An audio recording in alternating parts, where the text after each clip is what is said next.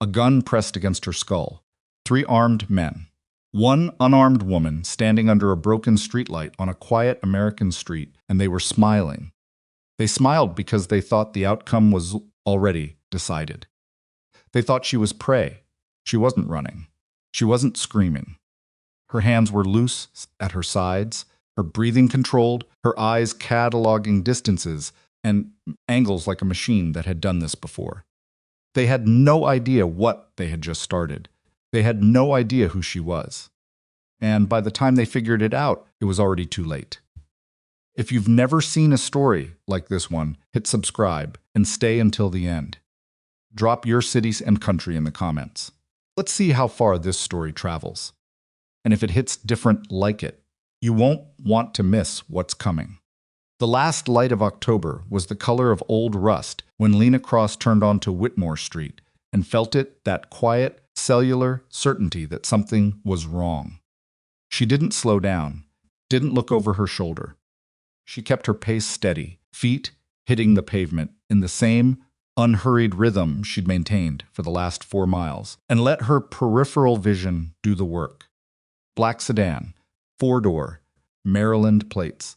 It had been on her left since she crossed Dunmore Avenue. Now it was slowing, keeping pace with her, at a crawl that had nothing to do with traffic. Ashford Cove was a mid-sized coastal town in the mid-Atlantic, the kind of place where people parked their cars, not idled them through residential streets at 7 in the evening. She counted her breaths. The sedan rolled past her, then pulled to the curb 40 yards ahead and killed its lights. There it is. Lena Cross was 38 years old. She ran every evening same general route, varying the specifics enough to avoid pattern, though she'd gotten lazy about it over the past 2 weeks. Gray hoodie, dark running tights, worn-in trail shoes with a slight heel separation on the left. No phone, no earbuds, no ID. She looked like a woman who worked somewhere unremarkable and exercised to manage stress. That was the point. She'd been building that impression for almost 2 years in Ashford Cove. Rented a second-floor apartment above a dry cleaner on Kellum Street. Paid her bills on time. Nodded to her neighbors. Took a job at a mid-sized logistics firm doing security risk assessments, dull work that kept her skills filed down to a presentable edge without exposing the blade beneath. She had been careful. Apparently not careful enough. The driver's door of the sedan opened. A man stepped out tall, broad through the shoulders, wearing a dark jacket that hung wrong on his right side. The weight of a holstered weapon distorted the fabric in a way most people would never notice.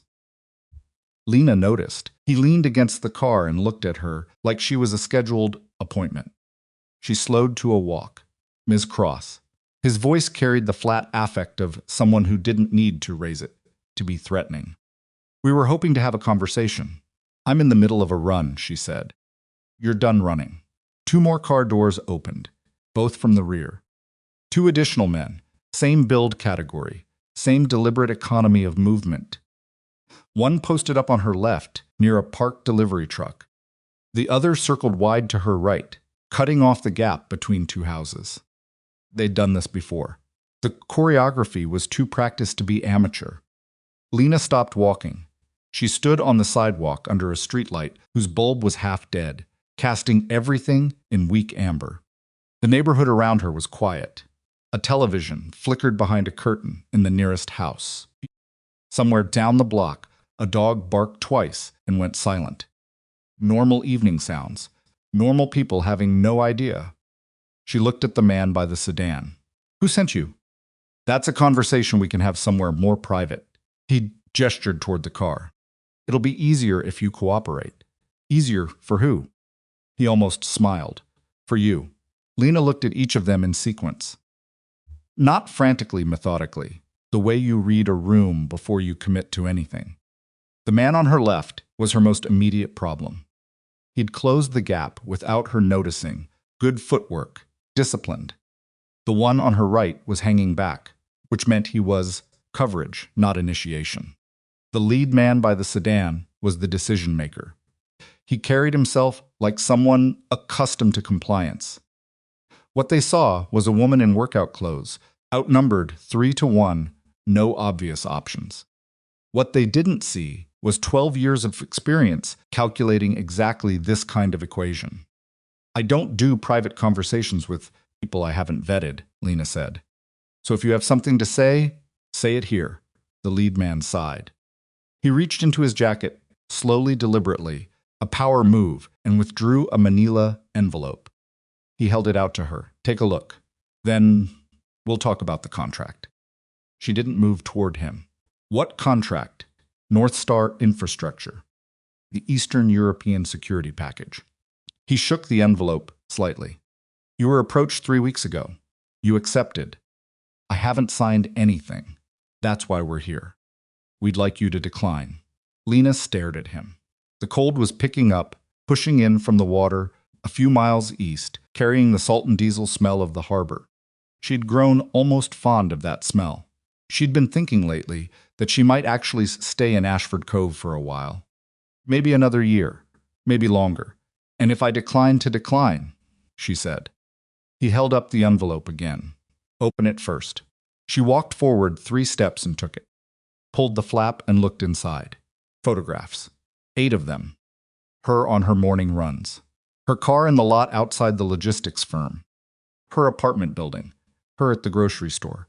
Her at the waterfront on a Sunday, eating a sandwich on a bench, watching the boats.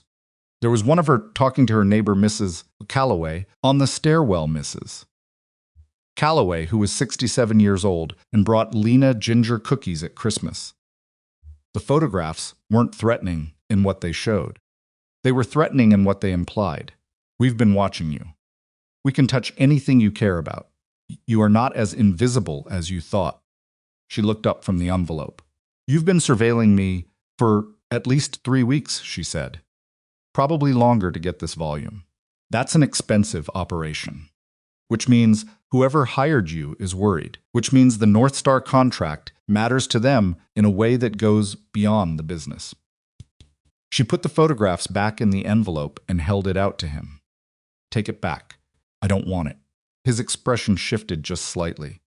He hadn't expected that response. He'd expected hesitation, maybe tears, maybe negotiation. Miss Cross, I heard your offer. My answer is no. You should go. The pause that followed lasted about 4 seconds. Long enough for the calculation to happen, for him to decide that she wasn't going to cooperate voluntarily, which meant the next move was to make her. He nodded once, barely perceptible. The man on her left moved first. He came in fast, reaching for her upper arm with the practiced grip of someone who'd controlled resistive subjects before. Professional, confident.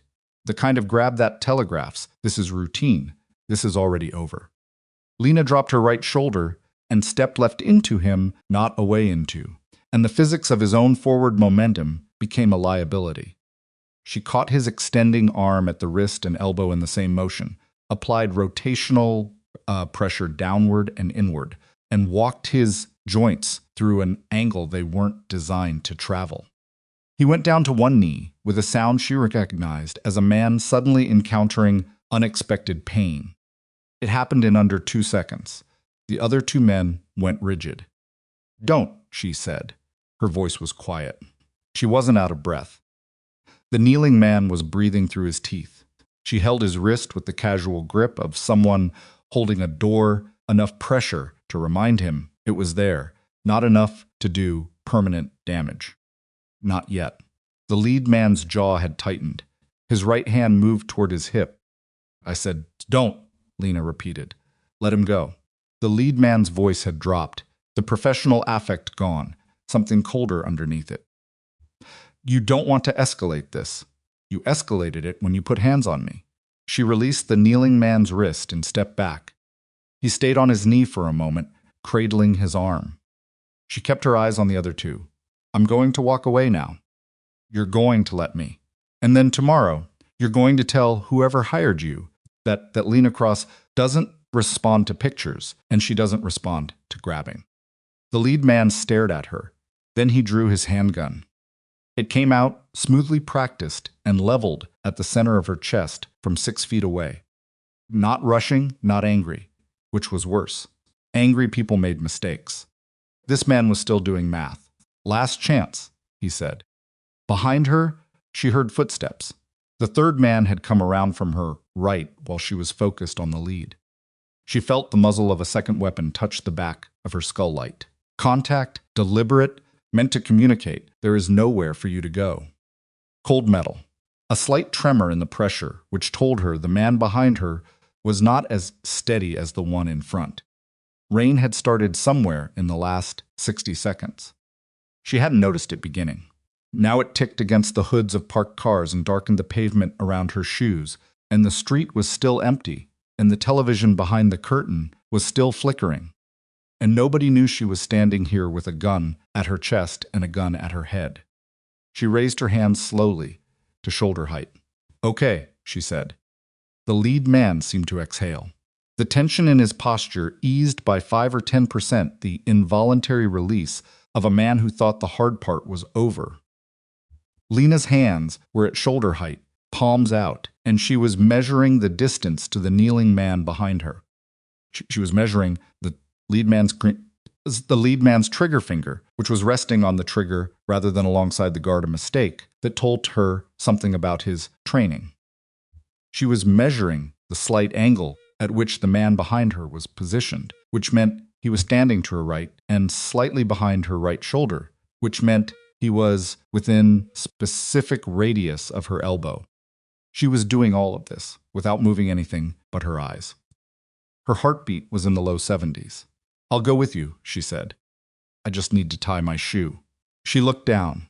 The lead man almost laughed. She heard it. Half of a sound that never finished, and that half second of amusement was the window she needed. Lena dropped her left hand toward her shoe and pivoted hard right. The gun at her skull swung wide because the man behind her hadn't anticipated the direction. She turned into him rather than away inside his weapon arm and drove her left forearm up into his elbow while her right hand found the grip of his weapon. She didn't try to take it cleanly. She wrenched. The gun came loose. She took one step, placed his body between herself and the lead man's line of fire, and kept moving. 2 gunshots. Both hit the delivery truck to her left. She was already behind the rear quarter panel of a parked SUV. The next 4 seconds were fast. She came around the front of the SUV, low and fast, weapon up a compact revolver. She registered .38 caliber and put a round into the lead man's thigh. Not a kill shot. She needed him mobile enough that he wouldn't become a reason for police to ask questions she couldn't answer. He went down hard, swearing, and she was already moving again. The kneeling man from earlier had recovered enough to produce his own weapon. He fired once, wide. She fired back, caught his shooting shoulder, and he dropped it. The third man, the one she'd taken the gun from, had retreated toward the sedan without a weapon and without apparent interest in continuing. Good instinct. She pressed against the SUV and waited. The lead man was down. He was alive. She could hear him. The injured man was also alive, also down, also not interested in continuing. The third man was behind the sedan, which meant he was between her and the only vehicle that could take them away from this scene. Sirens. Someone had called it in. Of course someone had called it in. Gunfire on a residential street in a town of 40,000 people. She had maybe 90 seconds before the first unit arrived. She set the revolver on the hood of the SUV, stepped back from it, and put her hands behind her head. The rain was coming down harder now, flattening her hair against her skull and soaking through the hoodie in the way that felt surprisingly cold after all the heat of the last 2 minutes. The third man saw her posture, saw the gun on the hood rather than in her hand, and made his decision. He hauled the lead man to his feet with surprising strength, got an arm under the injured man's good shoulder, and dragged both of them toward the sedan. She let him. She watched them go. The sedan left rubber on the asphalt. She stood in the rain with her hands behind her head until the first patrol car turned onto Whitmore Street, its lights painting the wet pavement red and blue. Then she spread her fingers wider, making sure her hands were clearly visible, and waited. The officer who got out had his weapon drawn. Young, maybe 25, recently out of the academy, from the way he moved a little too fast, too much adrenaline in his legs. "Get on the ground. Get on the ground right now." "I'm complying," Lena said calmly. She lowered herself to one knee, then both, then flat on the wet pavement, with her hands visible the entire time. Revolver on the hood of the blue SUV, that's the only weapon. "I did not fire first. Stop talking." "Okay," she said. She turned her face to the side and looked at the gutter. Water ran through it, carrying a cellophane wrapper and 2 dead leaves. She could feel her pulse slowing already, coming back down toward resting the way it always did after. She'd never liked that about herself, that it came so easily, that the aftermath of violence was just another thing her body processed, like a meal or a mile. The second patrol car arrived, then a third. She heard radios crackling units, positions, the 10 code for shots fired, officer needs assistance. She heard the young officer telling someone on his radio that the suspect was on the ground and contained. Suspect. Sure. Detective Marcus Vale arrived 22 minutes after the initial call. He was a compact man, mid-40s, with close-cropped salt and pepper hair and the expression of someone who had long since stopped being surprised by the things Ashford Cove produced on an autumn evening. He wore a gray suit that had seen better seasons and carried a paper cup of coffee he'd clearly stopped for on his way here. He walked the scene first. He always walked the scene before he talked to anyone. Lena watched him from the back of an ambulance where a paramedic was checking her for injuries, a formality, since she didn't have any, and he moved through the space the way good detectives moved, slowly and without announcement, letting the evidence present itself. 2 blood trails on the pavement, shell casings marked with yellow placards.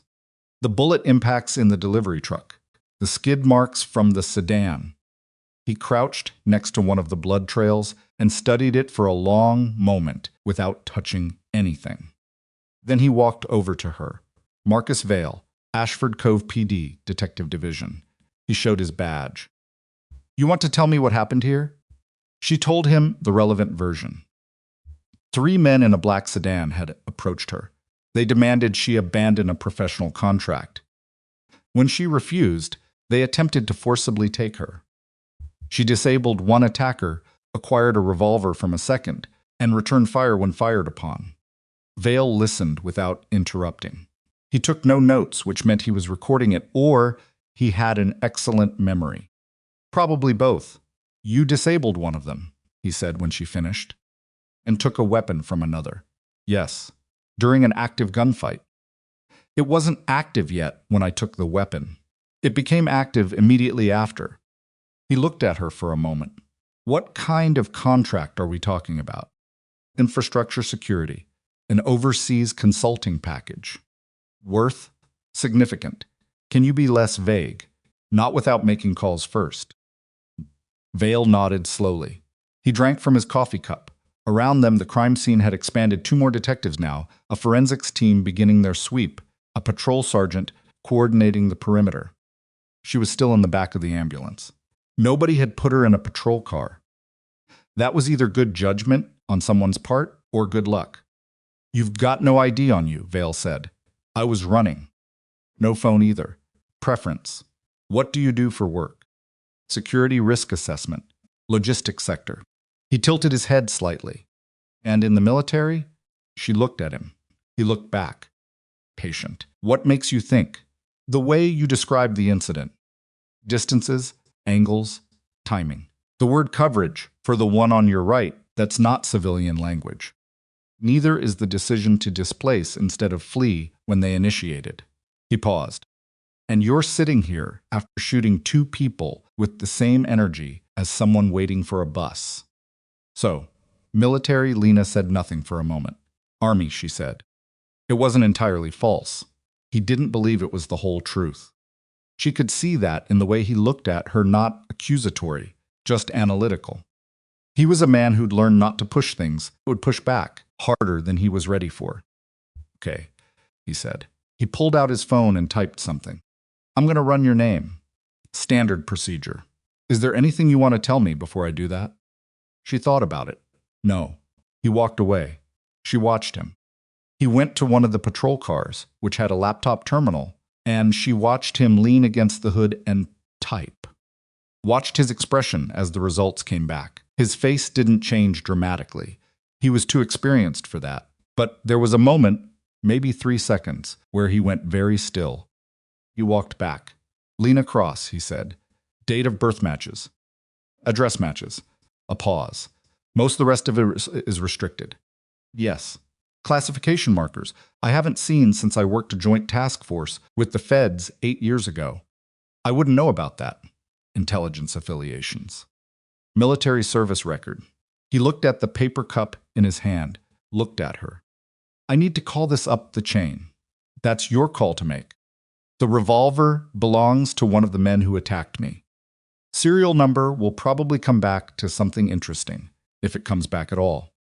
He nodded once, slowly. I'm going to have an officer take you somewhere dry, and we're going to continue this conversation. Am I under arrest? He considered it. No. Then I'd like my own transportation. He considered that too.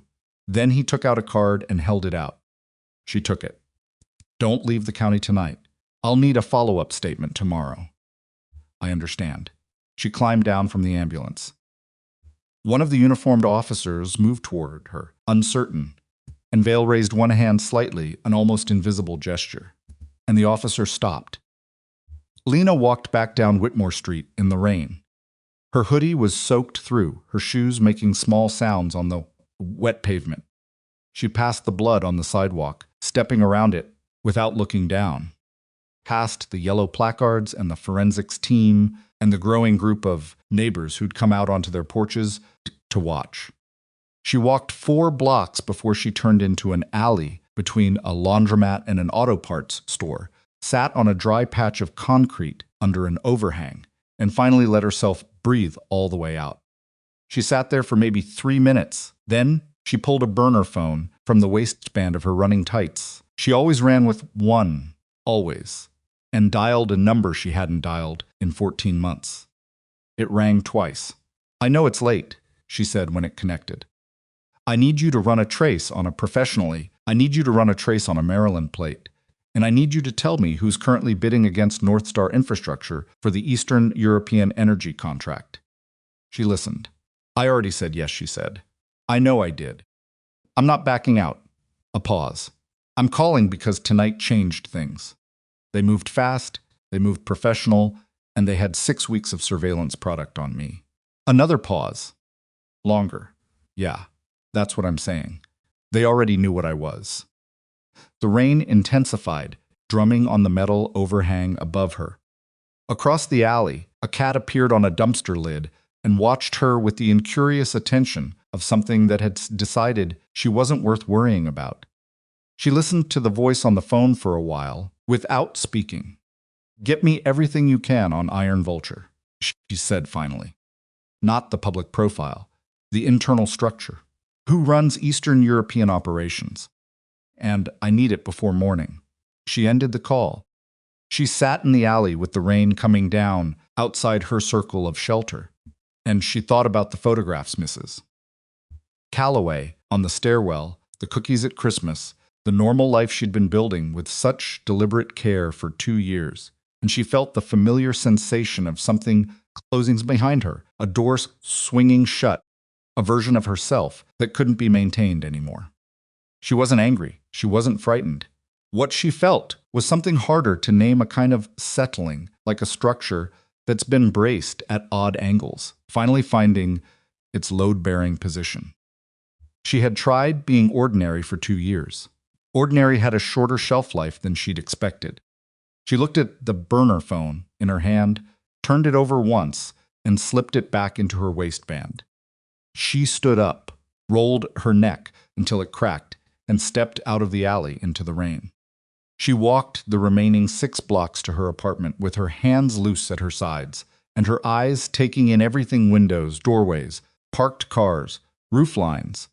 Habit. Hardware she couldn't switch off even when she wanted to. She climbed the stairs to the second floor without turning on the hall light. Her apartment door had 3 locks. She opened all 3 and checked the telltales she'd left a 2-inch strand of dark thread across the lower hinge gap, a thin piece of tape at the top of the doorframe. Both intact. Nobody had been inside tonight. She went in and didn't turn on the lights immediately. She stood in the dark kitchen and looked through the window at the street below. Still. Quiet. The rain coming down silver under the streetlights. She thought about the man in the gray suit who'd drawn his gun and aimed it at her chest. He'd made a choice in that moment to escalate instead of withdraw, and that choice had consequences he didn't understand yet. She thought about his leg and hoped he'd have it looked at quickly. Then she stopped thinking about him. She moved to the bedroom and opened the closet. Third shelf up, behind a folded winter coat, her fingers found the false back panel, and she pressed it inward until it clicked. The space behind it was shallow 8 inches deep, 18 inches wide. Inside, a second burner phone with a full charge, $4,000 in mixed bills, a compact first aid kit, 2 sets of identification, and a water-resistant folder containing a document she'd hoped she wouldn't need to open again. She took the folder out, set it on the bed, sat next to it, and unfolded it. The North Star contract, 47 pages. She'd read it 4 times already. But she read the key sections again now with fresh eyes, the scope of work, the liability clauses, the security classifications of the facilities involved, the names of the board members who had authorized the consultant engagement. 3 of those names had ties to defense procurement. 1 had a direct line into a Senate subcommittee. The facilities in question weren't just energy infrastructure, they were part of a quietly critical system that underpinned Eastern European grid stability in ways that would not survive scrutiny if anyone examined them too closely. This wasn't about money. It was never about money. She set the folder down. Outside her window, a car turned onto Kellum Street and moved slowly down the block. Black sedan. She watched it. It kept moving, past her building, out of sight. Could be nothing. It could be the same team, reoriented. She stayed at the window for 6 minutes. Nothing else came. She moved away from the window, went to the bathroom, turned on the shower, and stood under it for 10 minutes without thinking about anything at all. The water ran cold eventually, and she let it. She dried off, changed into dark clothes, and sat at the small table in the kitchen with the North Star contract open in front of her and a cup of coffee she'd made without tasting. She worked through the night. She identified 3 sites where security gaps were severe enough to constitute active vulnerabilities. She built a preliminary assessment matrix she'd originally planned to submit in 2 weeks, and she moved that timeline up in her head. If they'd come for her this early before she'd even formally engaged, then the facility risks was higher than North Star had disclosed. Someone didn't want her to get there, which meant she needed to get there. But by 4 a.m, she'd finished the assessment framework and had 17 pages of notes in the shorthand she'd developed over a decade and a half that looked like grocery lists to anyone who didn't know the key. She put the notes in the waterproof folder with the contract and slid it back into the falso panel. She went to the bedroom and lay down on top of the covers. Closed her eyes. She was asleep in 4 minutes. She was back on the sidewalk before dawn, running a different route. Longer. Harder. The rain had stopped and the streets were clean and quiet and smelled of wet concrete and something floral from a bakery just opening on a side street. She ran past it without slowing. Her phone buzzed in her waistband. She pulled it out without breaking stride. 1 message. 4 words and a string of characters from the person she'd called the night before. Tinned Iron Vulture. 12 facilities. Run. She didn't stop running. She read the attached summary without breaking stride 3 paragraphs. Compressed, and by the time she reached the waterfront and turned back west, she understood the shape of what she was dealing with. Iron Vulture wasn't a syndicate in the old sense. It was an extortion infrastructure. They didn't attack facilities, they taxed them. Slow, methodical pressure, corrupted inspectors, manufactured regulatory violations, targeted equipment failures. If you paid, the problems went away. If you didn't, they escalated until you did or you shut down. North Star had refused to pay. So Iron Vulture had hired a team to eliminate the one person North Star had brought in who might actually solve the problem. She thought about that as she ran, about the gun at her chest, about the photographs of Mrs. Calloway with her ginger cookies. She ran faster. Detective Marcus Vale called at 8:47 in the morning. She answered on the second ring. "The revolver," he said.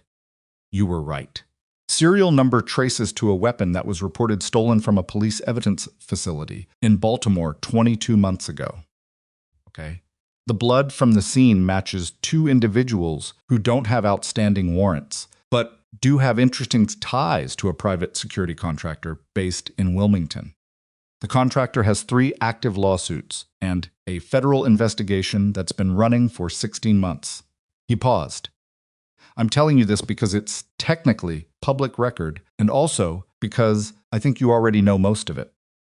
I appreciate the confirmation. There's also something I can't tell you because I'm not cleared for it." Another pause. Longer. "What I can tell you is that I got a phone call at 6 this morning from someone whose caller ID read as a federal office. They told me that my involvement with last night's incident should remain at the local level, and that the individuals responsible were a matter of ongoing federal interest." And then they hung up. Lena said nothing. "I've been doing this job for 19 years, Vale said. "I know what that call means. I know what it means when a woman's background is classified above my access level. I know what it means when 3 trained operators go after one person, and that person is the only one who goes home without injuries." He stopped. "I also know when to stop knowing things. That's a useful skill," she said. "What I need from you is a follow-up statement. Technically, for the file. I'll come in this afternoon. And Ms. Cross." He paused. "Whatever this contract is, whatever you're walking into, these people aren't going to stop. Last night was a warning. The next time won't be." She looked out her kitchen window at Kellum Street, quiet in the morning light. "I know," she said.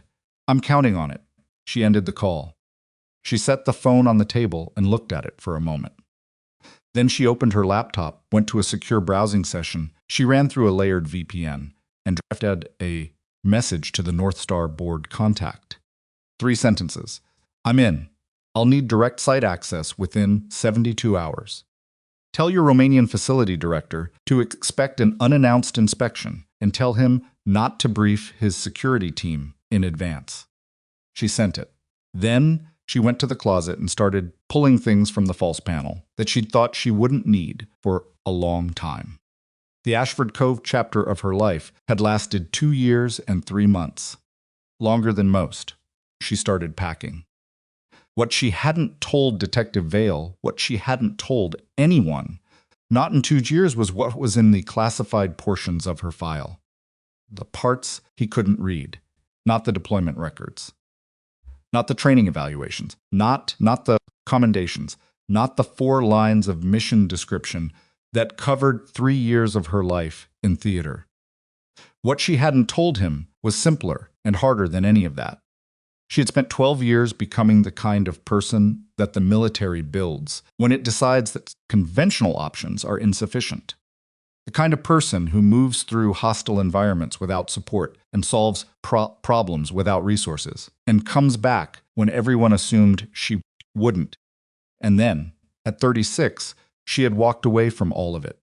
Not because it broke her, not because she was afraid. Because she was tired of being used for purposes she hadn't agreed to. Because she'd been handed one assignment too many that crossed lines she hadn't drawn but couldn't ignore. Because somewhere around her 3rd year of solo deployment, she'd realized that the organization she served has stopped being interested in the things she cared about. So she left. She built a small, careful life in a coastal town and got decent at pretending that was enough. Last night, 3 men with guns had told her it wasn't. She hadn't decided yet whether she was angry about being found, about the disruption of everything she'd constructed so carefully, or whether she was underneath the calculation and the discipline and the 2 years of practiced ordinariness. A little bit relieved, she zipped the travel bag closed. She put it by the door.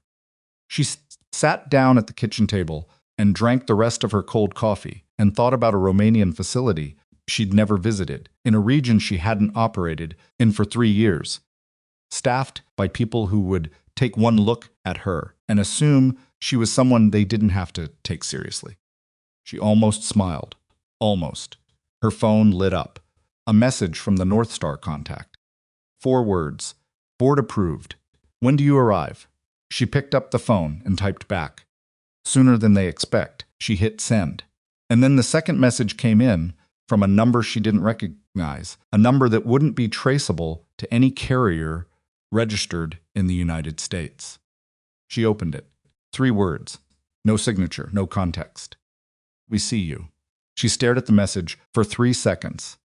We see you. No number she could trace. No carrier signature her phone could read. Just 3 words sitting on a screen in a quiet kitchen in a town she was already mentally leaving, and the particular quality of the silence that followed them was different from the silence, before thicker, somehow the way air changes before a front moves in. She set the phone face down on the table. She picked up her travel bag, checked the door locks, and left. The flight to Bucharest connected through Frankfurt. 14 hours total, counting the layover. She flew coach, middle seat, under a name that matched one of the identification sets from the false panel. Window seat passenger was a retired school teacher from Delaware who wanted to discuss her grandchildren. Aisle seat was a large man who fell asleep before takeoff and snored through 2 time zones.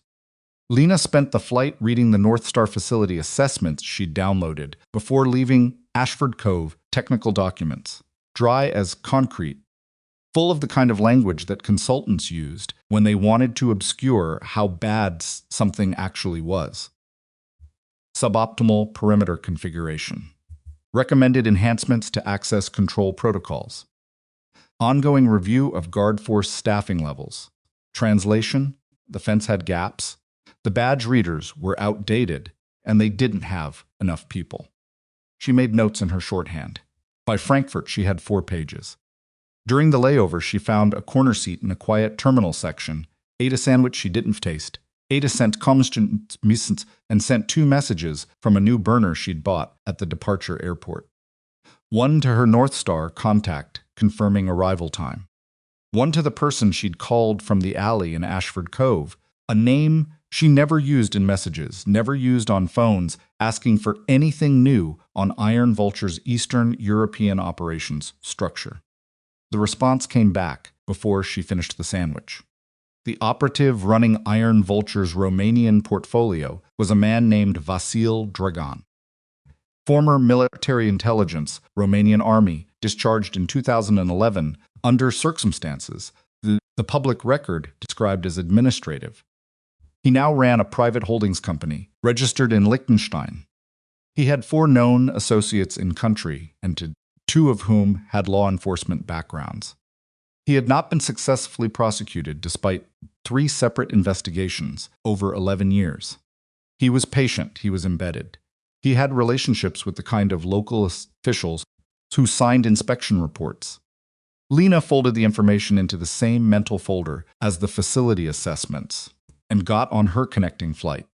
The North Star facility outside the city of Brașov sat at the edge of a forested plateau, visible from the road as a series of low industrial buildings behind a chain-link perimeter topped with wire that was starting to sag in places. The access road was unpaved for its last quarter mile. The guard post at the main gate had a manual lift barrier and a booth with a cracked window. Her driver, a local hire arranged by North Star's Bucharest office, a quiet man named Bogdan, who spoke careful English and had been driving corporate visitors for 12 years, glanced at the facility through the windshield as they slowed for the gate. This one, he said, with the neutrality of someone choosing words carefully. has had some troubles recently. What kind of troubles? Equipment. Inspections. He paused. One of the night guards, Petru, good man, 2 children, he had an accident. On site 3 months ago. What kind of accident? Bogdan didn't answer immediately. He watched the guard at the booth walk toward them. The kind, he said quietly, that happens to people who don't cooperate. She looked at him. He kept his eyes forward. The guard at the booth was a broad man in his late 40s with a malicious mustache and the posture of someone who'd been doing this job long enough to stop caring about it. He looked at Bogdan, looked at Lena in the back seat, and frowned. "Who is this?" he said in Romanian. Then, registering something in her expression, switched to accented English. "We were not told about a visitor today." "I'm aware," Lena said. That was intentional. "My name is Lena Cross. I'm the new security consultant engaged by the North Star Board. I need to speak with your facility director. Director Munteanu is in a meeting. Then he can finish the meeting after we talk." She held up her credentials, a laminated card that North Star had issued through their Bucharest legal team, countersigned by 2 board members. "You can call ahead if you'd like, but you should know that the purpose of an unannounced assessment is to see the facility as it actually operates, not as it's prepared to be seen. So every minute I wait at this gate is a minute going into my report." The guard looked at the credentials, looked at her, looked back at the credentials. He stepped back into the booth and made a call. 2 minutes later, the barrier went up. Grigor Munteanu was 53, heavyset in the way of men who had once been athletic and stopped. With iron gray hair and the expression of someone who'd been managing difficult situations for long enough that his face had settled into permanent, mild displeasure. He met her in the facility's administrative building, a prefab structure that smelled of industrial cleaner and old coffee. And he did not offer to shake her hand. "Ms. Cross." He said her name with the precision of someone who'd just been told it. "I have to be direct with you. We were informed a consultant was being engaged." "Yes." "We were not told it would be." He paused, choosing his word "you." "What were you told?" "That the board was sending someone with a background in security infrastructure." The previous consultant, he stopped. The previous consultant was a retired Marine colonel named Hartley, who was found in a river outside Cluj 4 months ago, Lena said. She kept her voice level. "I read his file. I also read the incident, reports from the 6 weeks before his death, which described escalating equipment failures and 2 threats made to facility staff. I noticed those reports were filed locally and not forwarded to the board." Munteanu's jaw tightened. "That is a complicated characterization of, I'm not here to characterize. I'm here to assess." She looked around the room. 3 staff members at desks, all of whom had gone very still since she started speaking. "I need a complete walkthrough of the perimeter, the control room, the guard rotation schedule for the last 90 days, and the incident log for the same period. Unredacted. Some of that documentation is, if it's on this property, I have access to it. That's in the engagement contract. Section 7, paragraph 3. If you need to verify, your legal department in Bucharest can confirm." She looked at him. "I'd rather not wait." He looked at her for a long moment. She could see him doing the calculation, push back, and escalate to the board, who had clearly already authorized this, or manage the situation locally by appearing to cooperate. Men like Munteanu always chose the appearance of cooperation when the alternative was visible friction with the people who signed his employment contract. "I'll have someone show you the perimeter," he said. "I'd prefer to walk it myself first, unescorted." Another pause. "That is irregular." "Yes," she said. He sent someone to get her a visitor's badge. It took 11 minutes, which told her something. She spent those 11 minutes standing in the administrative building lobby, looking at the facility map mounted on the wall, faded, at least 3 years old, showing fence lines that didn't match what she'd seen from the road. The badge came. She walked out. The perimeter took 40 minutes to walk properly. She found 7 points where the chain link had been repaired with mismatched material. Newer wire spliced into older, different gauge, the joints done in a hurry. Not storm damage. The angles were wrong for that, and the surrounding fence posts showed no stress. These were cuts that had been patched. Someone had been through this fence, likely multiple times, and the response had been repair rather than investigation. The camera coverage had 3 blind spots, she identified. In the first 10 minutes, covered the southeastern corner where a service road ran parallel to the perimeter before curving away through the tree line. If she were running a penetration against this facility, she would come through that corner. She noted the approach angles, the foliage density, the sight lines from the nearest guard post. The guard posts themselves were positioned for visibility of the interior rather than the perimeter oriented inward, not outward. That was a fundamental orientation error. It meant the people inside could be watched, but threats from outside had longer windows of approach. Either the posts had been set up by someone who didn't understand defensive positioning, or they'd been set up by someone who understood it very well and wanted those windows to exist. She spent 20 minutes on the control room next.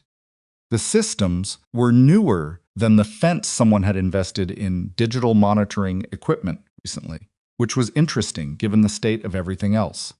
She sat at the primary terminal and ran through the access logs for the past 60 days. 31 instances of remote access from IP addresses that didn't match any registered North Star system.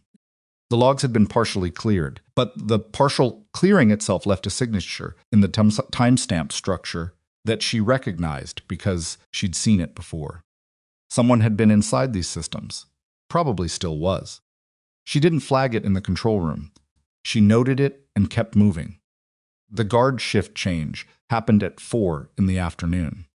She watched it from the window of the small office. Montanu had assigned her a storage room with a folding table and a chair whose leg wobbled and counted heads. 12 men total across the day shift, 8 incoming for the evening. One of the incoming 8 was late by 9 minutes. 2 of the day shift men didn't sign out. They stayed in the break room, which wasn't protocol.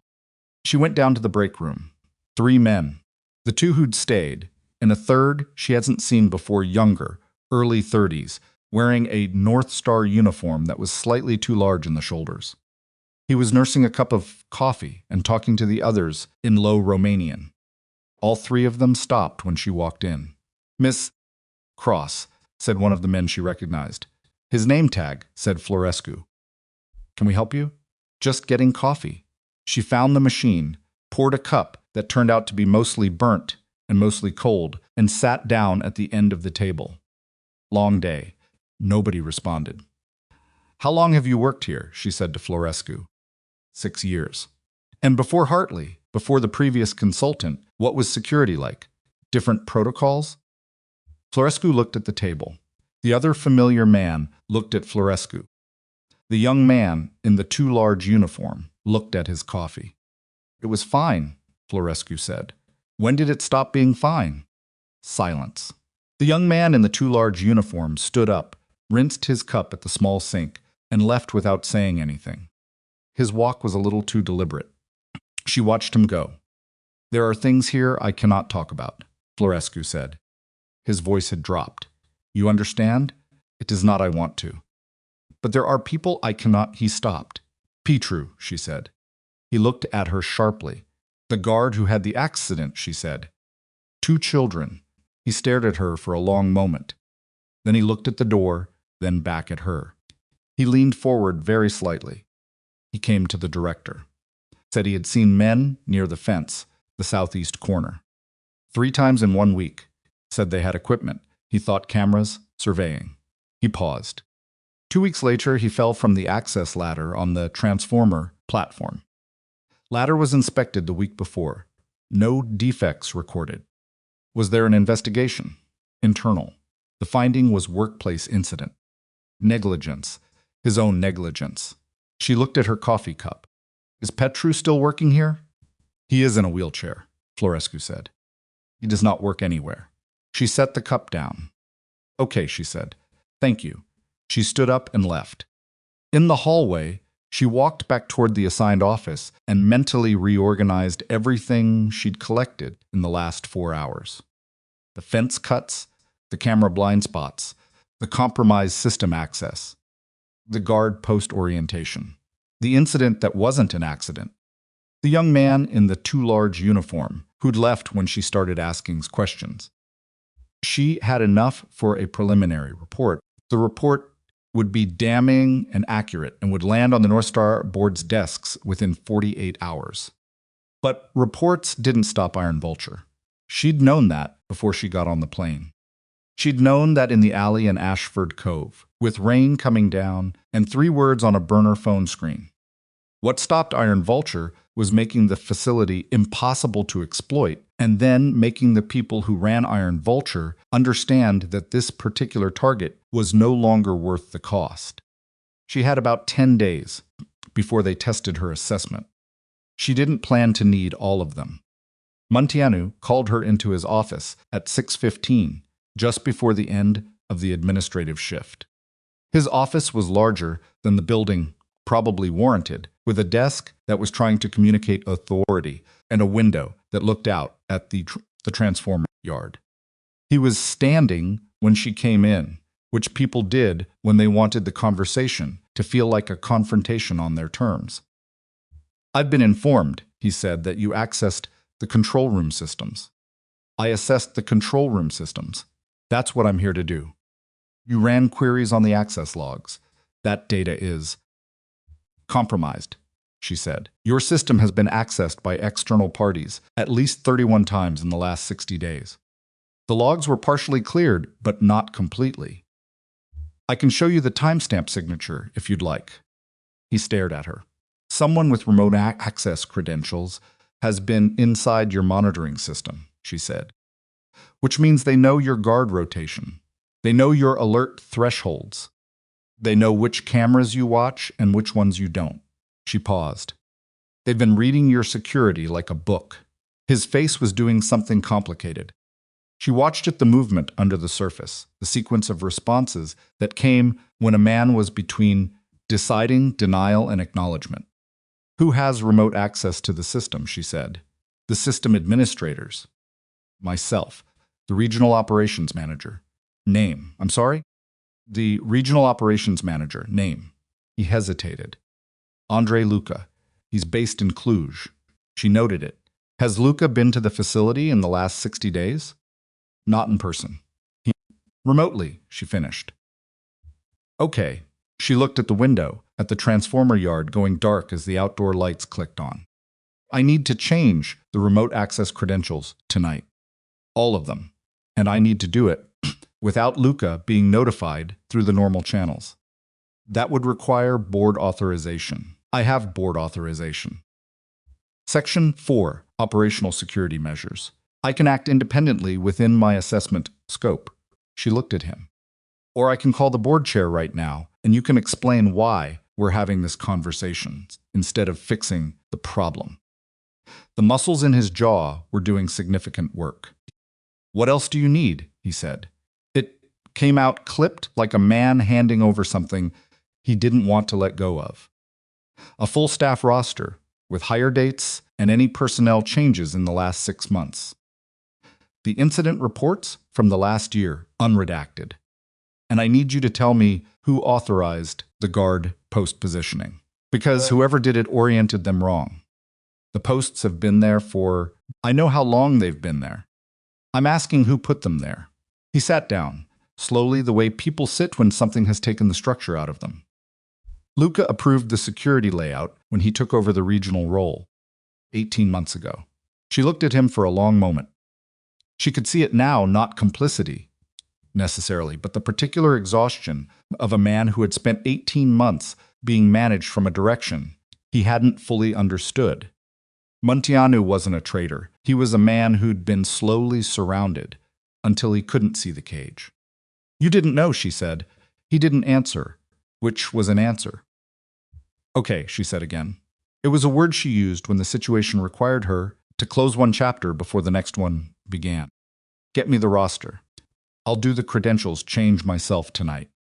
And tomorrow morning, I need an all hands with the guard force full shift, both on and off duty, if we can manage it. They won't like being called in off shift. No, she agreed. They won't. She worked until 1 in the morning. The credentials change took 2 hours, methodical, careful, touching every access point in sequence, so there were no gaps where the old credentials could still authenticate during the transition. She found 2 additional entry points that weren't on the system documentation, which meant someone had added them and not reported them. She closed both. She read the incident reports until her eyes hurt. There were 41 in 12 months, which was high for a facility this size. Most were categorized as equipment malfunction. She recategorized 8 of them, based on the physical descriptions, as probable interference, meaning someone had touched the equipment, meaning someone had access, or the access had been given to them. The personnel roster showed 4 new hires in the last 6 months, all of them in the guard force. She pulled their file summaries. The documents Munteanu had sent were thin, the kind of thin that suggested the hiring process had been casual, and she flagged all 4 for deeper background review. She sent the flag to her contact, who would run it through channels that North Star's normal HR process couldn't access. At 11:30, she heard footsteps in the hallway outside her office. She closed her laptop screen, leaving a small gap, and waited. The footsteps slowed outside her door, stopped. A shadow moved in the gap under the door. 15 seconds. Then the footsteps moved on. She opened her laptop. At midnight, she went to the facility cafeteria and found a vending machine, bought a bottle of water and a package of crackers that turned out to be stale, and ate them standing at a window that looked out at the eastern perimeter. The floodlights there were working. She'd checked earlier and found one that had been deliberately misaligned, the housing adjusted so the beam angle went over the fence line rather than illuminating the approach. She'd corrected it this afternoon when nobody was watching. Now, the light covered the approach properly. She stood there, eating stale crackers, and thought about the southeast corner. The repaired fence cuts, the service road through the tree line. They were going to come. The only question was when. She'd worked enough hostile environments to know that pattern, the surveillance, the pressure campaign, the escalating incidents, then the moment when the organization behind it decided that incremental pressure had run its course and something more direct was needed. Iron Vulture had been patient with this facility. They'd run their game for 18 months. They'd gotten their man inside the regional management structure. They'd bent the facility into a posture they wanted. And then North Star had sent Lena Cross. She bit into another cracker. She was going to need to move faster than she'd planned. She called her contact at 2 in the morning. Facility was quiet skeleton crew, 2 guards on perimeter rotation, 1 at the main gate. She'd checked their rotation personally before making the call. The 4 new hires, she said. I need the background reviews by tomorrow evening. That's fast. I know. What's the situation? Compromised regional management. Compromised access credentials. I've corrected both, but whoever put them in place knows I've corrected them by now, or will by morning. She paused. Dragan has someone inside this facility, possibly in the guard force. I need to know who before I start hardening the physical positions, because if I bring in someone I'm not sure about on a defensive setup, I'm handing them my playbook. A pause on the other end. Lena. Yeah. These 4 hires, if one of them is Iron Vulture, and you've just locked them out of the system access, they're going to report that. I know. Which means Dragan knows his position here is compromised. Which means the timeline moves up. I know. She looked at the ceiling of the small room she was using to sleep a narrow bed in a building reserved for visiting contractors, smelling of must and industrial soap. I'm not going to wait for them to decide the schedule. What are you going to do? She thought about the southeast corner. The tree line, the service road. I'm going to give them something to think about, she said. The all-hands meeting happened at 7:30 the next morning.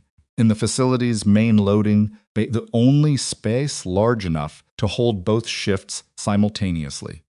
31 men, varying ages, varying postures, some curious, some irritated at being pulled from sleep, some watchful in the specific way of people who'd been told something was coming and were waiting to see what it was.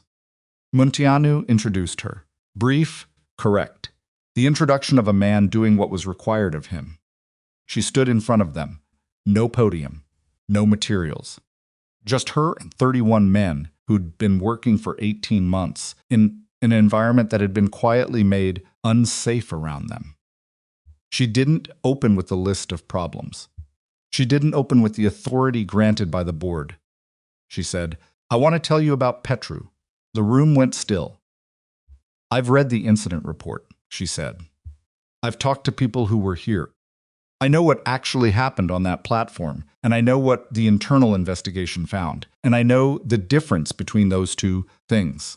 She looked around the room. Petru did his job correctly. He reported what he saw.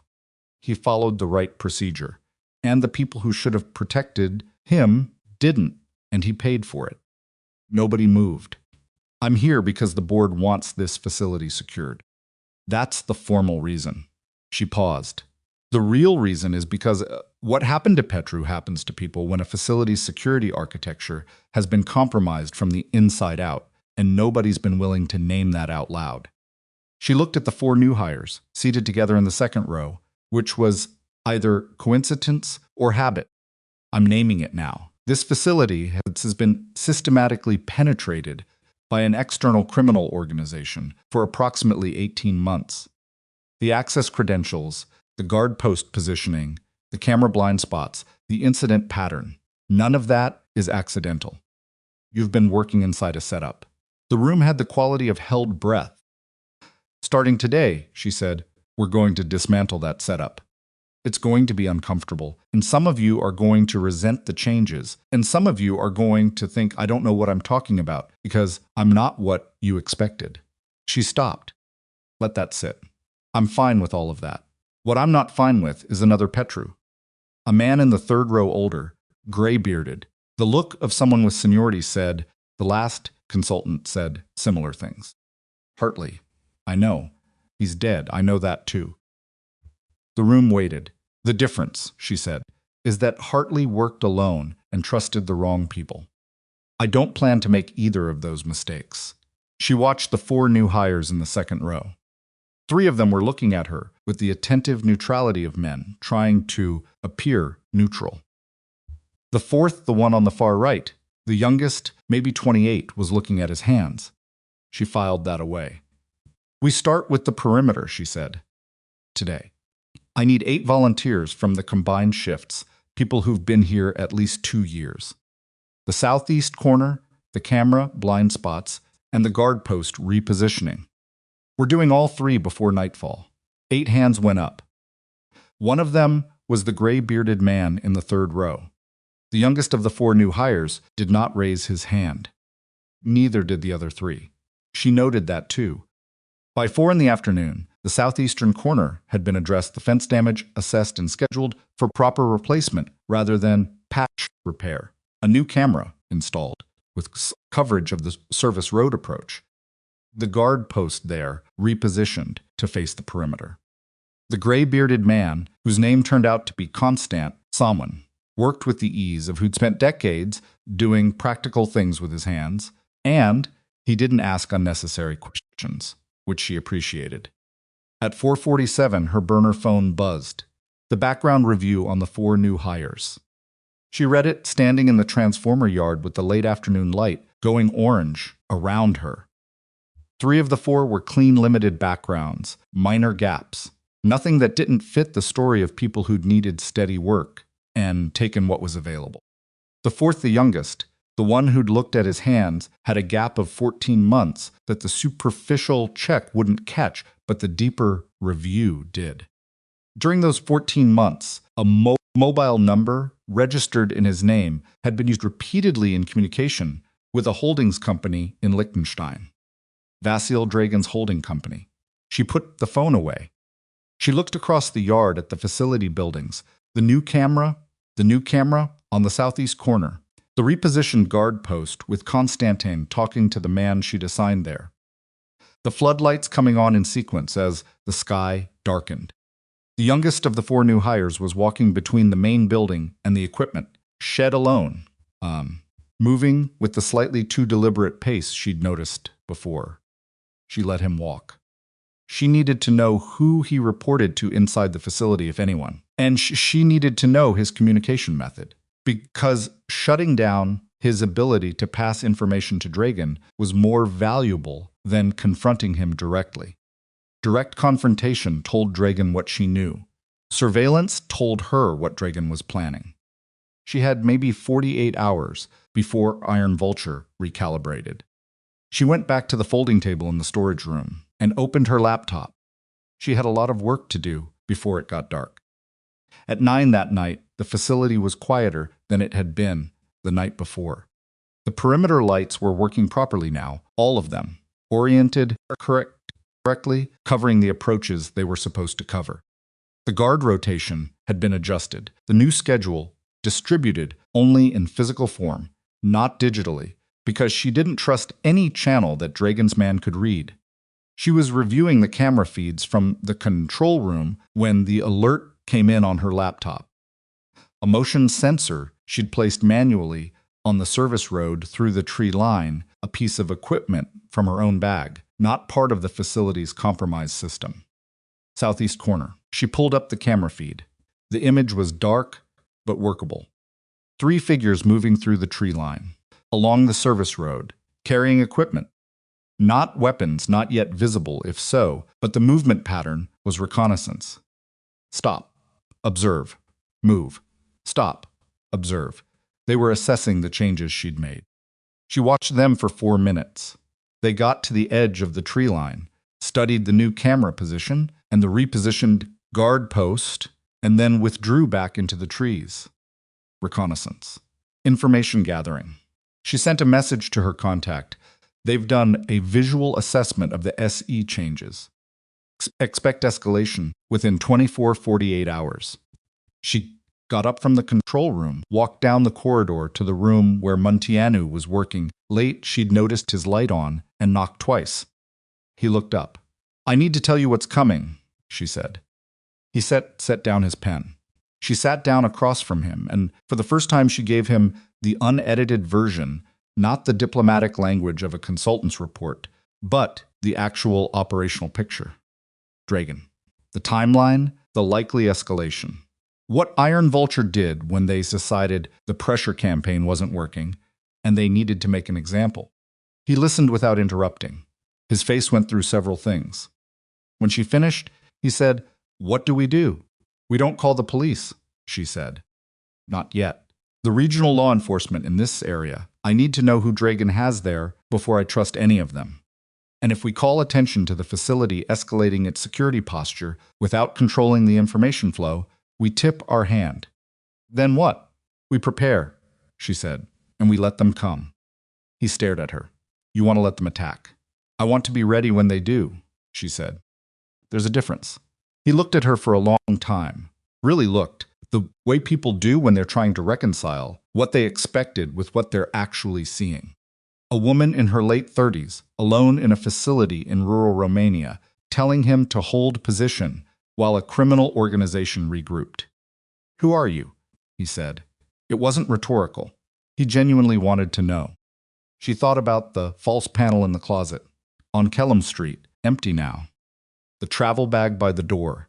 The 12 years she'd spent becoming something the military built when it ran out of other options. "Someone they shouldn't have come after," she said. She stood up and went back to the control room. At 11:15, the youngest of the 4 new hires walked to the eastern edge of the facility's parking area and made a phone call lasting 4 minutes and 30 seconds. Standing in the one spot on the property where the camera angle didn't quite reach, or hadn't, before she'd adjusted the housing that afternoon. She watched him on the feed. His body language during the call was tense, gestures, clipped, clisked. The movement of someone delivering information they knew was bad news. When he walked back inside, she checked the sensor log. The three figures in the tree line had withdrawn at approximately the time his call connected. She sat in the control room with the feeds arrayed in front of her and thought about the 48 hours ahead and about the southeast corner and about what Iron Vulture did when they decided it was time to stop being subtle. The facility was quiet. The floodlights held. Somewhere past the tree line, in the dark beyond the service road, something was already moving toward her. She watched the treeline feeds until midnight, then set a motion alert threshold on all exterior sensors, and lay down on the narrow contractor bed with her boots still on. She slept 4 hours, dreamless, which was how it usually went when something was coming. The alert that woke her wasn't the motion sensor. It was her burner phone. One message from her contact, timestamped for 17A. M. Dragan moved 2 nights ago. Not Romania. He's in country, but not Brasov. Position unknown. Be advised. She sat up. Read it again. Dragan out of his normal operational base and moving dark meant one thing: he wasn't supervising from a distance anymore. He was close enough to see what happened next personally, which was either vanity or necessity, and men like Dragan didn't leave comfortable positions for vanity. She put the phone in her pocket and went to the control room.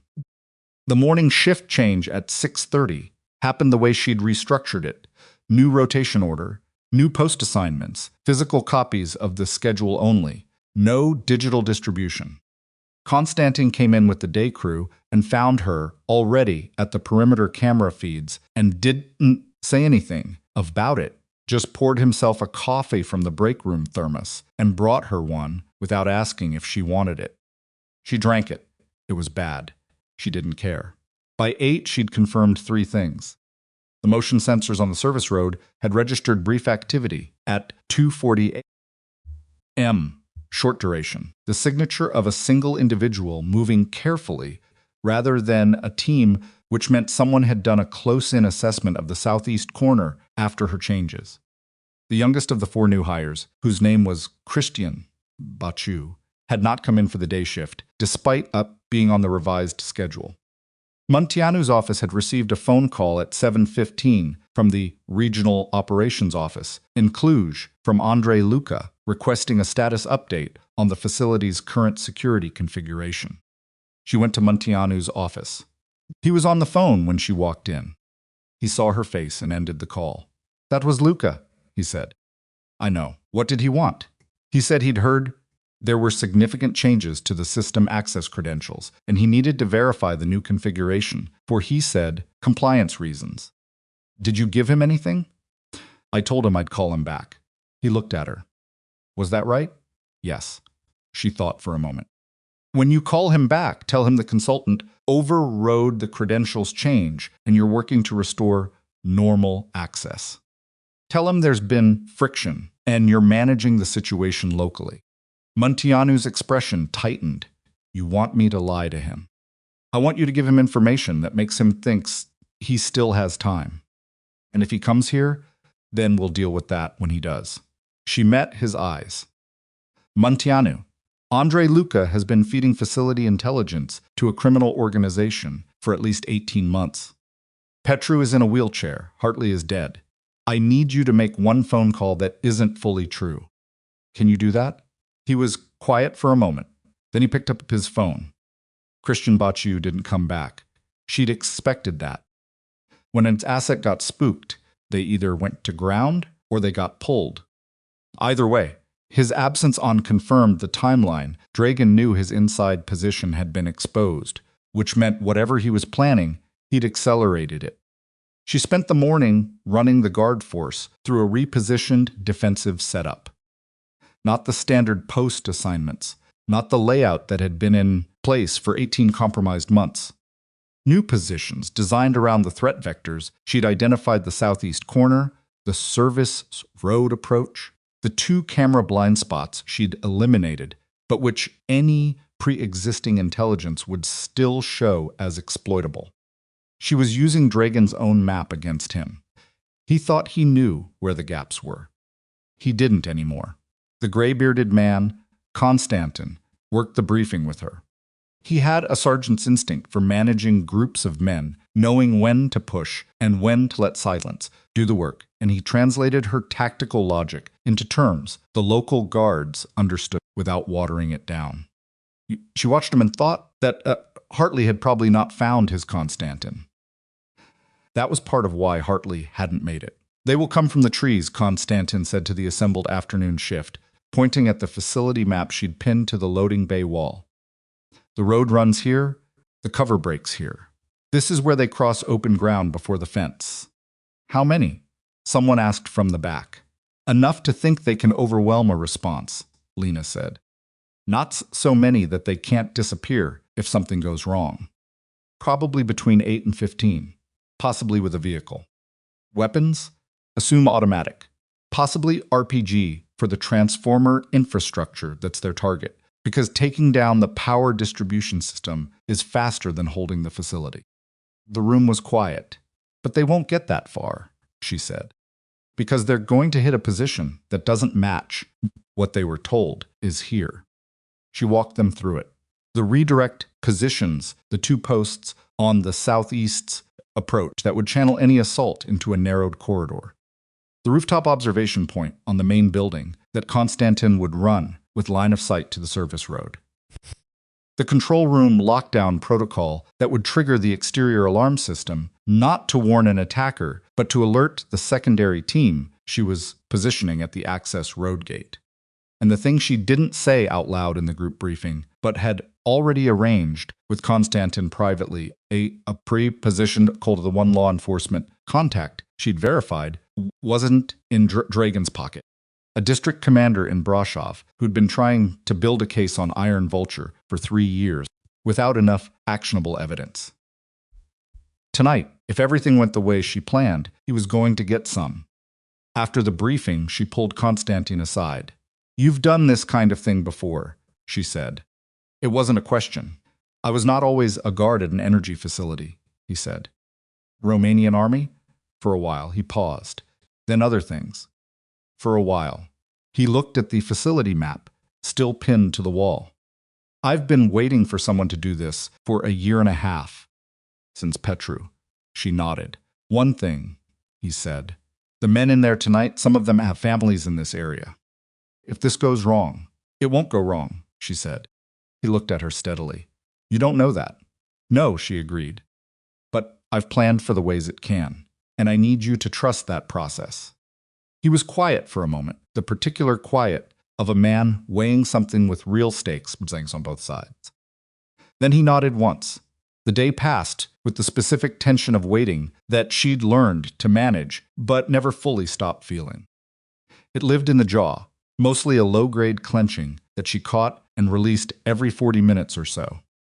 She ate a proper meal from the cafeteria at noon because the body needed fuel regardless of what the mind was doing. And she went through the camera feeds twice more looking for anything she'd missed. So she found one thing.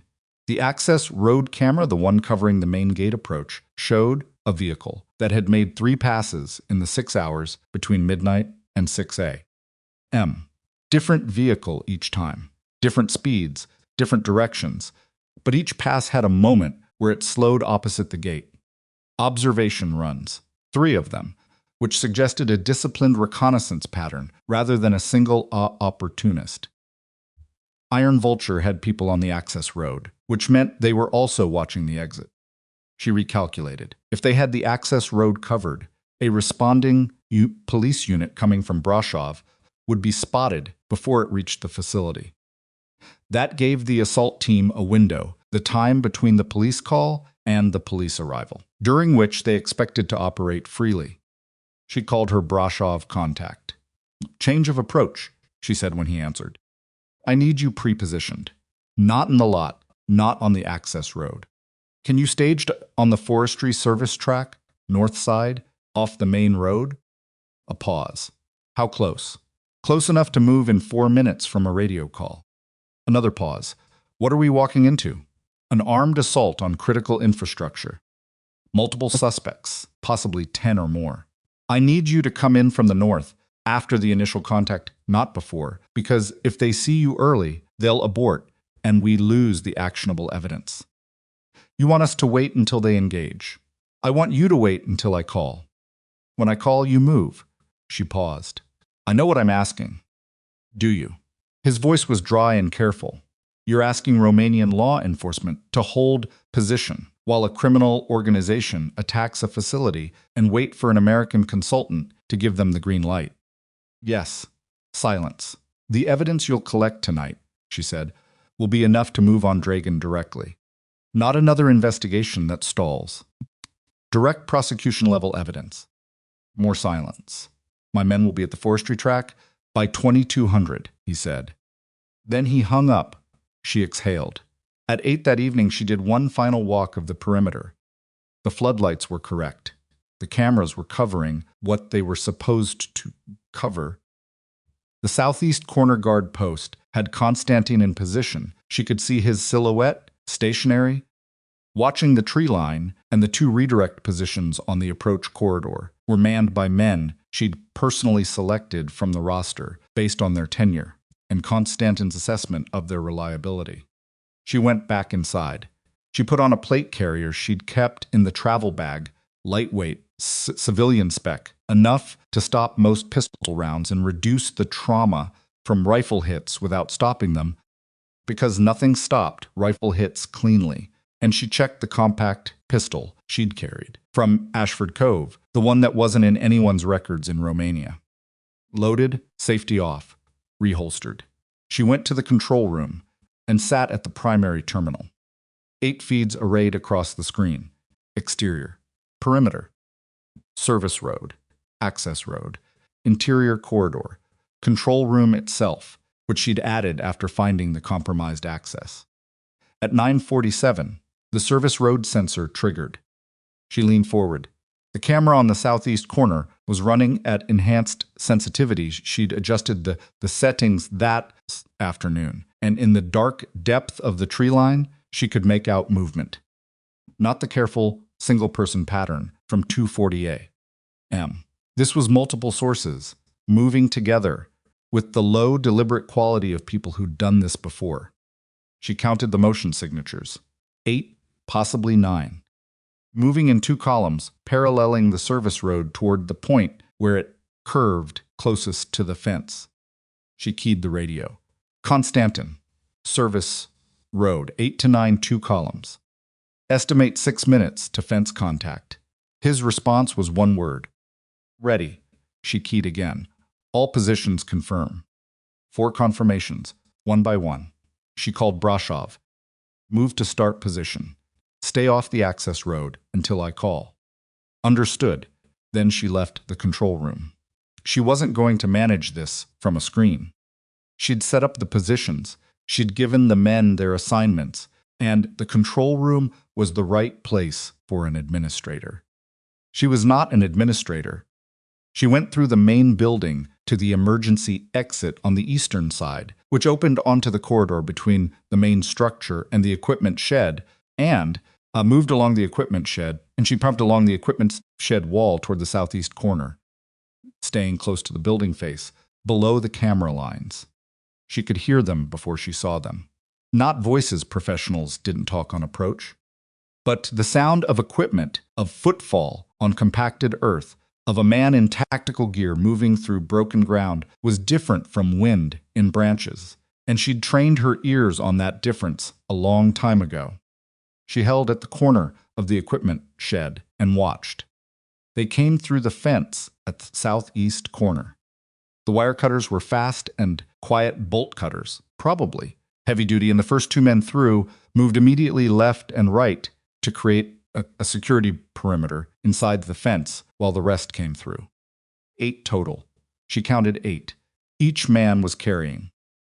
She couldn't identify the specific weapons in the dark at this distance, but the silhouettes were long rifles, not pistols, and 2 of them were carrying additional equipment on slings that she assessed as either breaching tools or crew-served weapons.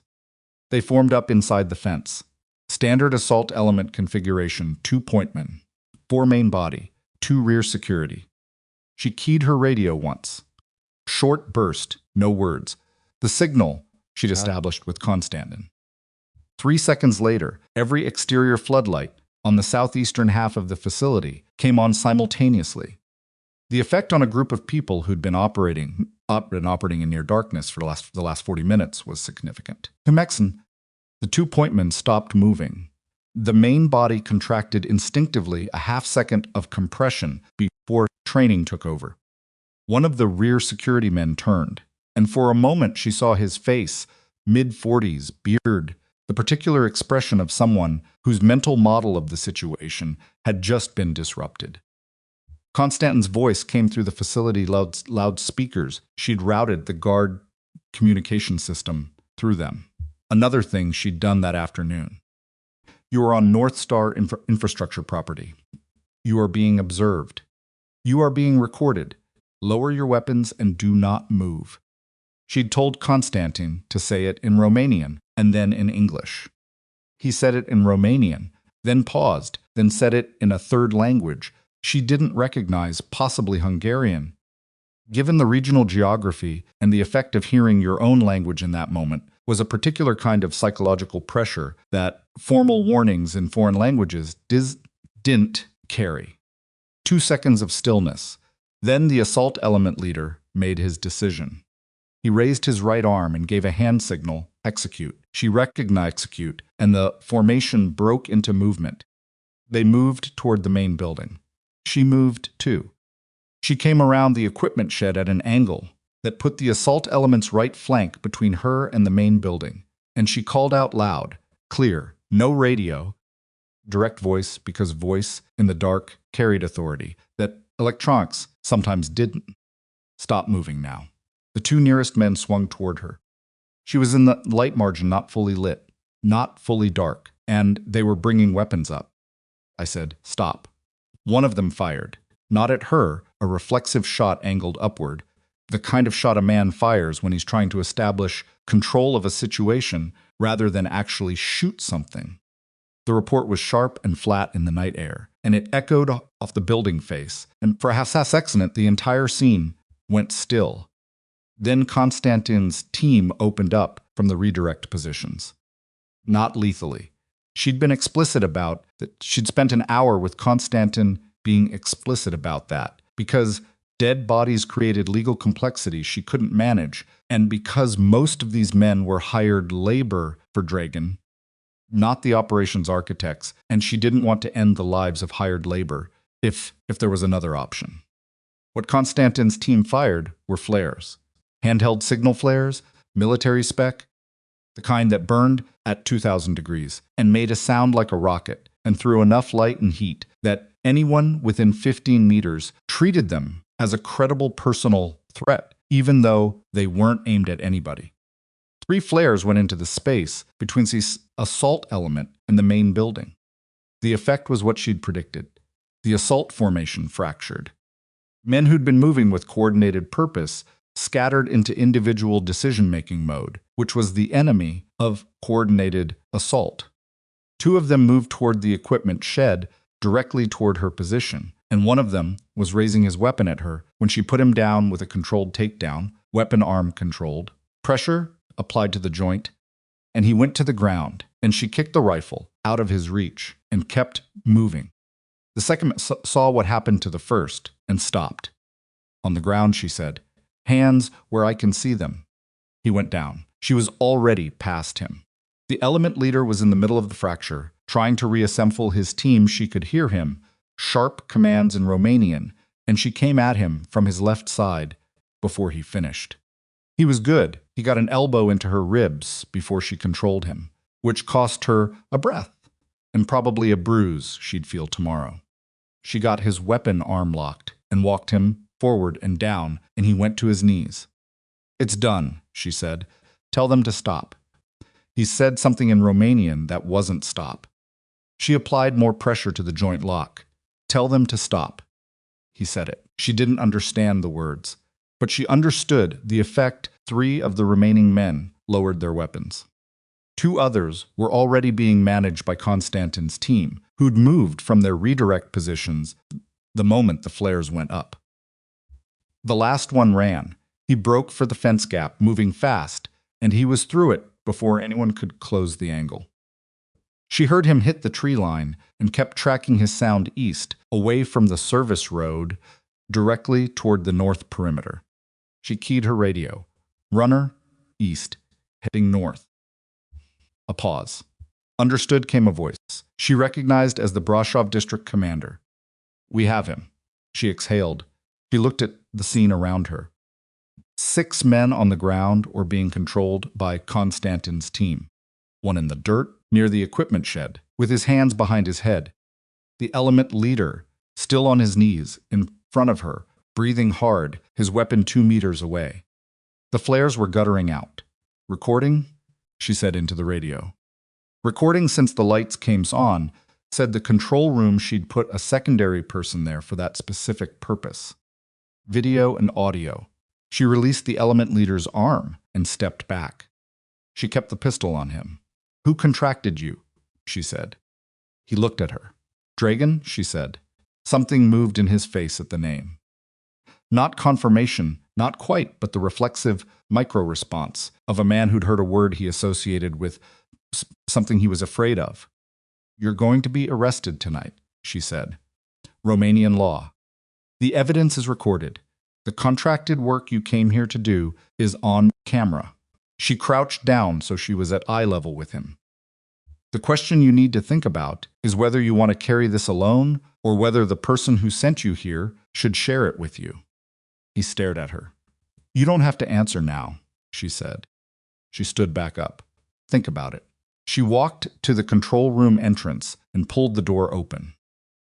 The Brasov district commander's name was Radu Popa, and he arrived 22 minutes after the radio call with 4 vehicles and 14 officers, which was more than she'd asked for, but she wasn't complaining.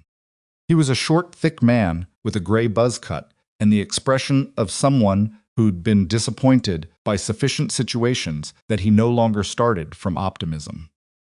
He walked the scene without speaking to her for the first 10 minutes. She let him. He was processing the evidence, the fence breach, the weapons, the arrested men, the recording that the control room team had already backed up to 3 separate drives, and he was good at his job, which meant he was building the legal picture in his head before he said anything that might complicate it. When he came back to where she was standing, he said, 6 arrested. 1 more in custody near the north perimeter, plus 1 of your own. Christian Baciu, she said. He's an inside asset for the organization. He ran last night. I assume he was trying to get to Dragan directly. Popa looked at her. Where did we find him? On the access road. My people located him about an hour ago. She'd gotten that message while Popa's team was moving in Konstantin's man, who she'd positioned specifically at the access road because she'd anticipated Baciu running. He's in the equipment shed, not hurt. Popa processed that. You held him until you arrived. Yes, that's legally complicated. I know. His presence on site and his documented communication with Dragan's holding company should address the question of probable cause. Popa looked at her for a long moment. He had the look of a man being asked to accept a gift that he suspected had conditions attached. You have documentation of the holding company communication? He said. Yes, that I can use. Yes, he looked at the facility. The lights, the cameras. The 8 arrested men sitting in a line against the equipment shed wall with their hands zip-tied. The zip ties were from her bag, another thing she'd thought to bring, and Konstantin standing nearby with 2 of the reliable guards. My investigation has been going for 3 years, Popa said. Dragan has been in front of prosecutors twice. Both times the evidence was insufficient, or the witnesses changed their accounts. I know. What I have here tonight, this is enough to move on him directly. Yes, he was quiet. What do you want out of this? She looked at him. For it to stick, she said. That's all. He nodded once, slowly, the nod of a man filing something under decided. Where is he? She said. He's in country. Moved in the last 2 days.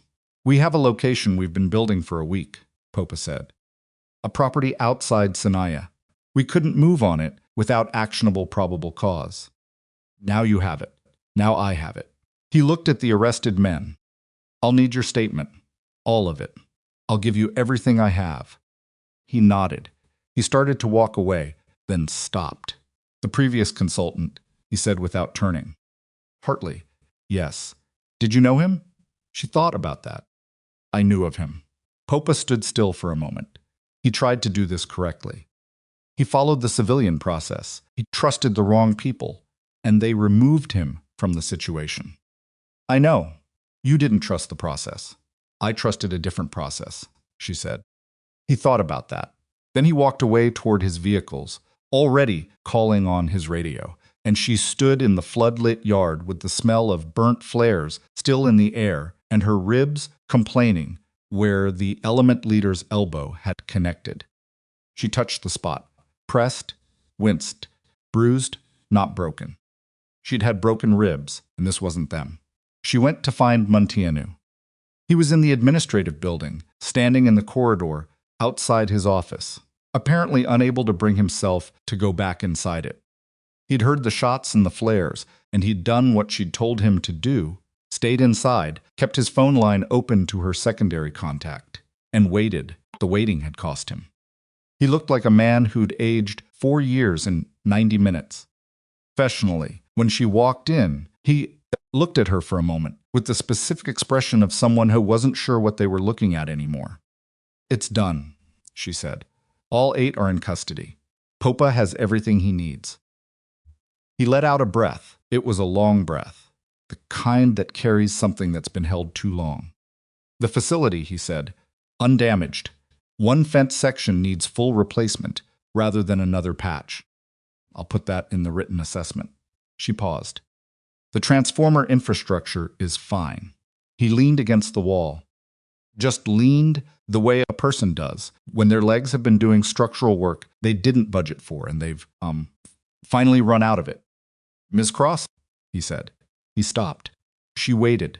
When the board described the consultant they were sending, they said she had a background in security infrastructure.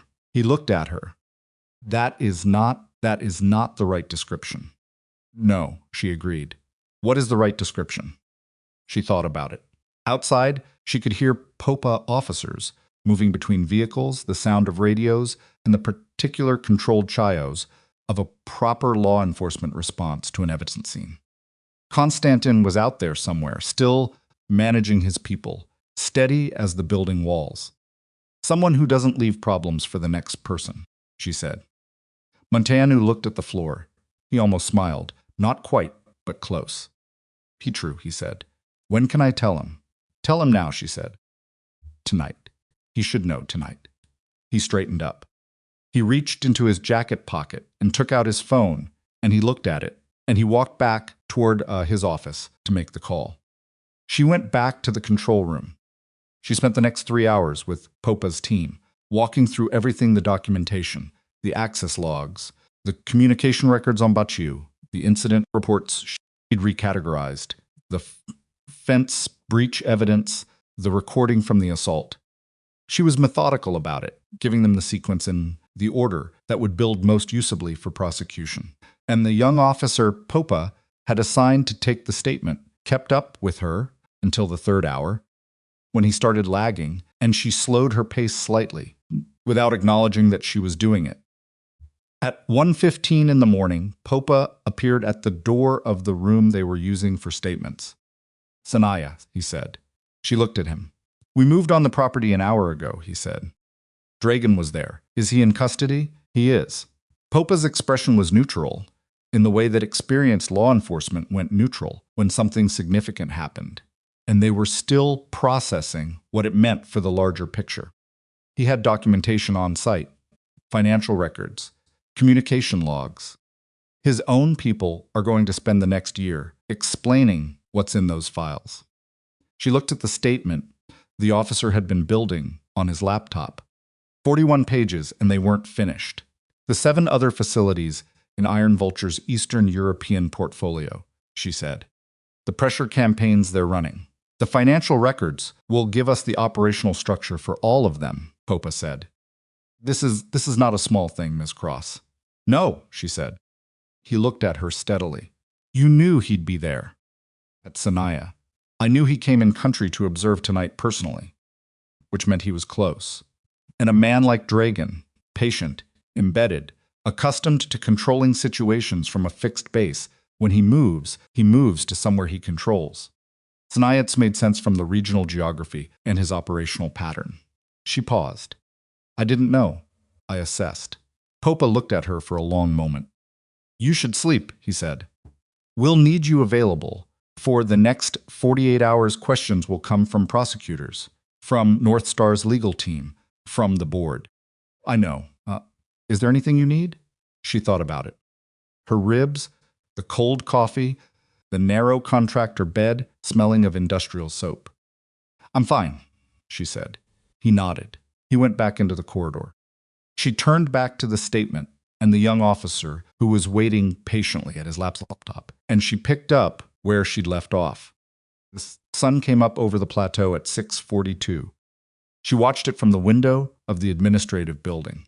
The light coming over the tree line, washing the facility yard in the early flat gold of a clear morning.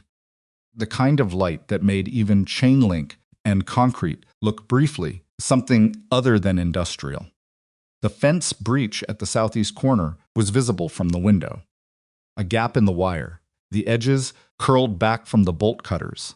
The ground beyond it churned from the overnight traffic of 8 men who'd come through it, planning to dismantle this place. They'd miscalculated. She'd known they would, because miscalculation was built into their model. They'd looked at a woman in her late 30s, an American consultant with no military record they could find, replacing a respected Marine colonel, and they'd seen a manageable obstacle. Something psychologically, professionally, something that could be moved with sufficient pressure, the way everything else here had been moved with sufficient pressure. It was a reasonable assessment. It was wrong. She turned away from the window. Constantine was in the corridor when she came out, sitting on a bench outside the administrative offices, with his jacket off and his sleeves rolled up and a cup of coffee balanced on his knee. He was looking at nothing in particular with the quality of stillness that combat experienced people sometimes achieved in the aftermath of action, not relaxed, not tense, just very present in a way that had nowhere else to direct itself. He looked up when she came out. Your ribs, he said. Not a question. Bruised? Ice would help. We don't have ice. There is a machine in the cafeteria. I checked. He reached into his pocket and held out something 2 white tablets. Ibuprofen, from the label. Also from the cafeteria. Vending machine. Everything here comes from vending machines. She took the tablets and dry swallowed them, which made him wince slightly. Thank you, she said. Last night your people did exactly what they were supposed to do. They are not bad men, he said. They needed someone to tell them what to do. Clearly, without politics. He looked at his coffee. Hartley tried. He was good, I think. But he was making the right moves in the wrong order. He trusted Luca. He trusted Munteanu first, and Munteanu trusted Luca. And by the time Hartley understood the chain had already been used against him. He paused. You trusted no one at the beginning. I trusted you, she said. He thought about that. Why? She considered being diplomatic about it. Because you were angry, she said. About Petru. You'd been angry about it for months, and nobody had done anything with that anger, and I could use it. He looked at her for a moment. Also because you brought me coffee, she said. He almost smiled. It was the same qualities of almost smile that Munteanu had managed earlier, something close but not quite landing. The expression of people who spent too long in a situation that hadn't allowed for much lightness. She went to find the ice machine. The cafeteria was empty except for a cleaning woman moving methodically through the space with a mop, who looked at Lena's plate carrier and her general state of the morning after with the incurious acceptance of someone who'd worked night shifts long enough to stop being surprised by anything. Lena filled a plastic bag with ice from the machine, wrapped it in a paper towel, and pressed it against her ribs. She stood in the empty cafeteria with ice against her side and the sun coming through the window at a low angle and the cleaning woman working her way toward the far corner. And she thought about Dragan in custody in Sanaya, and Batsiu in the equipment shed, and the 8 men sitting zip-tied against the wall while Popa's officers photographed and cataloged and built the legal case that 3 years of previous effort hadn't managed to build. She thought about what came next. North Star had 6 other facilities, with exposure to Iron Vulture's extortion infrastructure. The financial records from Sanaya would help, but financial records were evidence of past crimes. They didn't harden the facilities against whatever came after Dragan. Organizations like Iron Vulture didn't collapse when their regional director was arrested. They recalibrated. They promoted from within. They found the next Andrei Luca and the next Christian Baciu, and they started the pressure campaign again, slower and more careful, because they'd learned. She knew how this worked. She shifted the ice pack. Her phone buzzed. North Star board contact. She answered. "We've been briefed by your Brashov contact," he said. "Ms. Cross, I know," she said. A pause. "The board wants to discuss the scope of your engagement.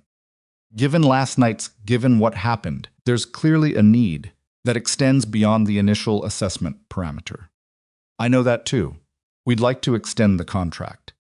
Immediately. All 7 remaining facilities. We want you to." "I'll call you this afternoon," she said, "when I've slept." Another pause. He wasn't used to being interrupted. "Of course. Yes." This afternoon, she hung up.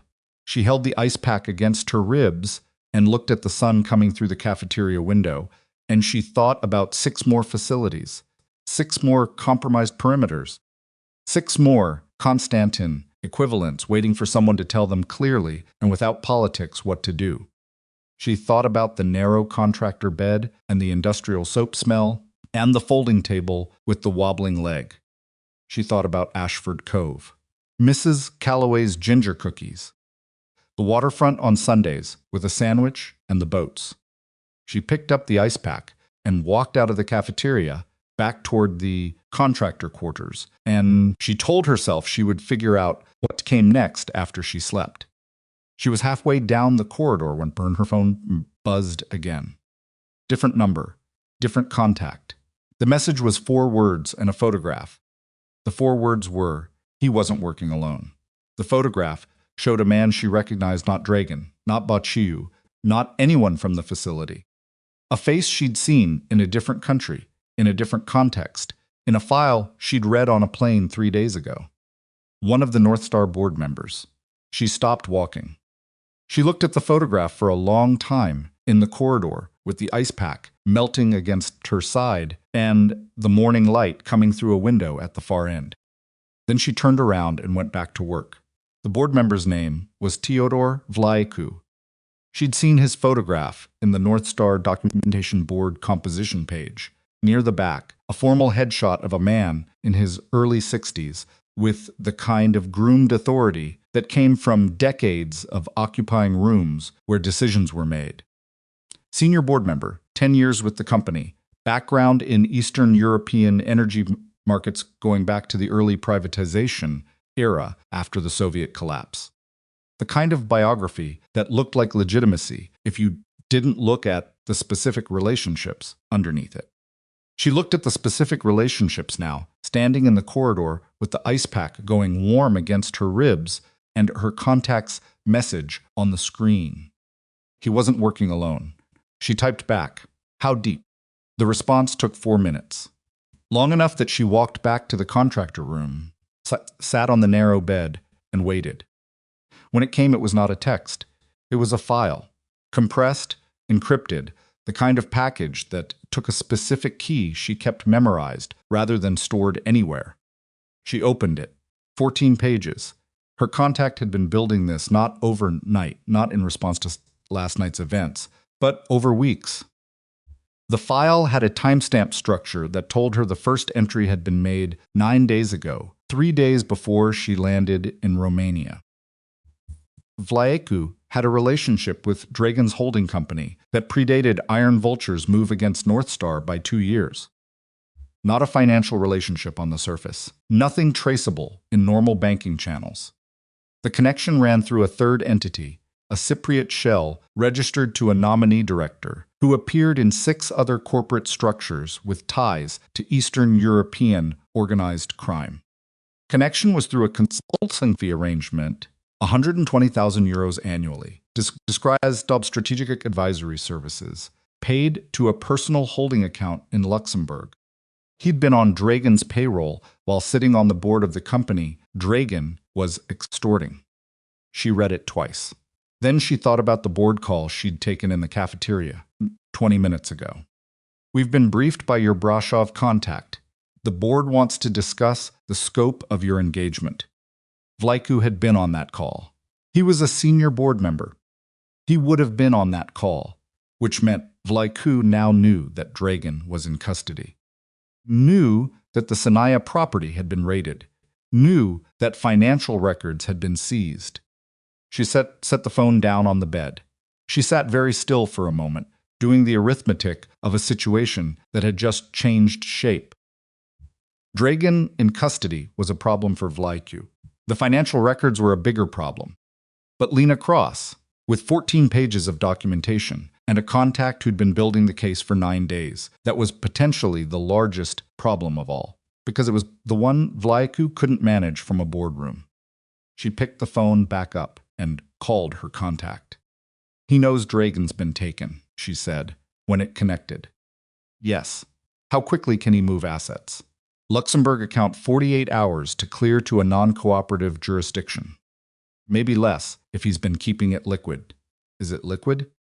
A pause. We don't have visibility on the current balance structure. Then we have a window and we don't know how wide it is. She looked at the ceiling. I need you to get this file. To the North Star legal team, not through the board. Directly to General Counsel. Name, Petra Halvorsen. She's based in Vienna. Does she know about Vlaicu? Unknown. Get it to her. Flag it as time sensitive. She paused. And I need a contact at the EU Financial Crimes Unit. Someone who can freeze the Luxembourg account on an emergency basis, pending investigation. That's not a fast process, Lena. Find me someone who can make it faster. She hung up. She lay back on the narrow bed and stared at the ceiling for approximately 90 seconds. Then she sat up, put the ice pack on the bedside shelf, changed her shirt, because the one she was wearing had somebody's blood on the left sleeve, and she wasn't sure whose, and went to find Munteanu. He was in his office. He'd clearly not slept, which she could have predicted. He was the kind of man who processed things by sitting with them rather than separating from them, and last night had given him a great deal to process. He was at his desk with a cold cup of tea and a notepad covered in writing she couldn't read from the doorway. He looked up when she came in. She closed the door behind her. She sat down across from him without being asked. She set her phone on the desk between them, face up, with the board member's photograph visible. He looked at it, then at her. Fyodor Vlaicu, she said. Something shifted in his face. Not surprise, not quite. More the expression of a man who'd suspected something for long enough that confirmation felt from what he'd expected it to feel like. You knew, she said. I didn't know. He was careful with the words. I had a feeling, 18 months ago, when Luca came in and started making changes. I tried to raise concerns through the board, and Vlaicu was the member who handled my communication. My concerns were managed, redirected. I was told the changes were approved at the strategic level. He paused. He was very smooth about it. Did you put anything in writing? Your concerns? 2 emails. To Vlaicu directly, which means he has them. Yes, she thought about that. Those emails work in your favor now, not against you. They show you flagged the problem, and it was suppressed at the board level. That's documentation of the chain of liability. She looked at him. I need you to forward both to the general counsels in Vienna. Today, before you do anything else, Petra Halvorsen. You know her? We've met twice. Quarterly reviews. He picked up his pen, set it down. She is not soft. She will act on this. That's what I need. He nodded once and reached for his computer. She left him to it. The call from the board came at 11:40. Not the general contact line, a direct call to her personal number, the one she'd given the engagement contact 3 weeks ago. The caller ID showed a Vienna prefix. She answered. Ms. Cross. The voice was a man's, formal, slightly clipped in the way of someone who conducted difficult conversations for a living. This is Marcus Frey. I chair the North Star Board. Mr. Frey, I've been made aware of some significant developments this morning, both regarding last night's events at the Brasov facility and regarding other matters. A pause, deliberate. I want to speak plainly, please. We're aware of the documentation regarding Teodor Vlaicu.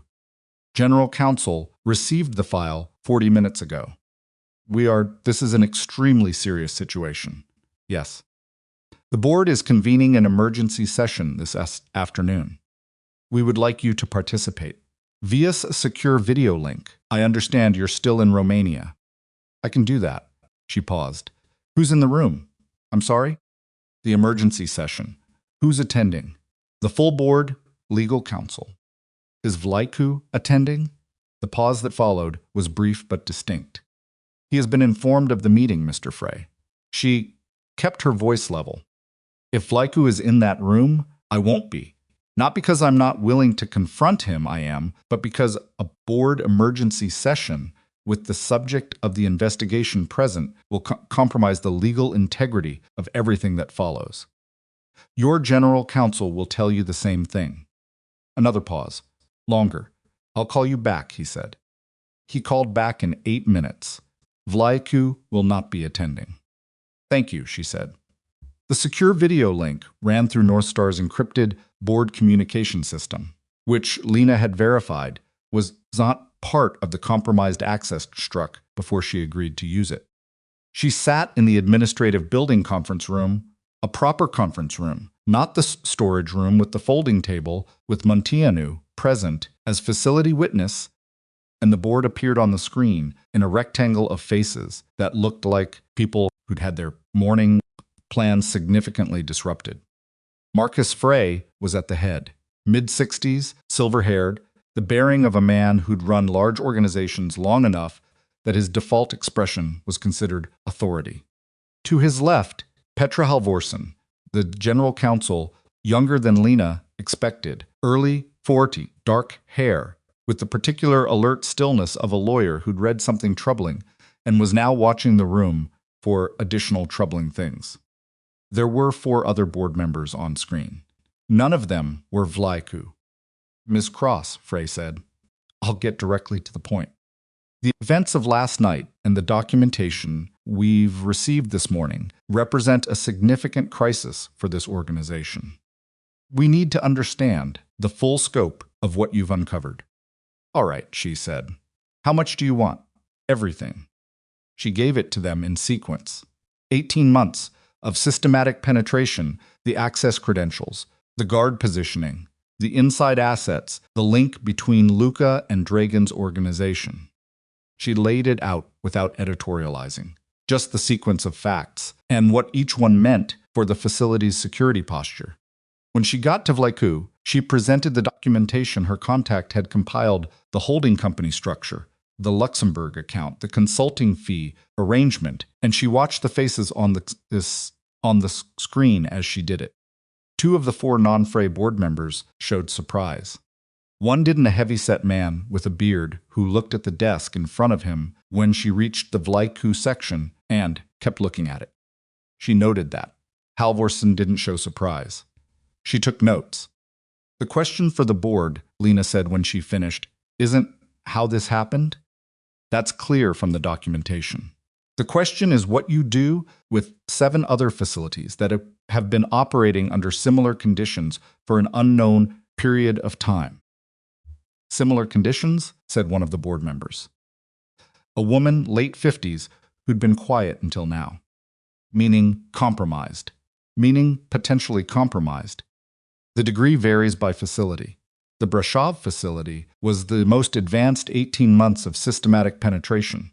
Inside asset in the regional management structure.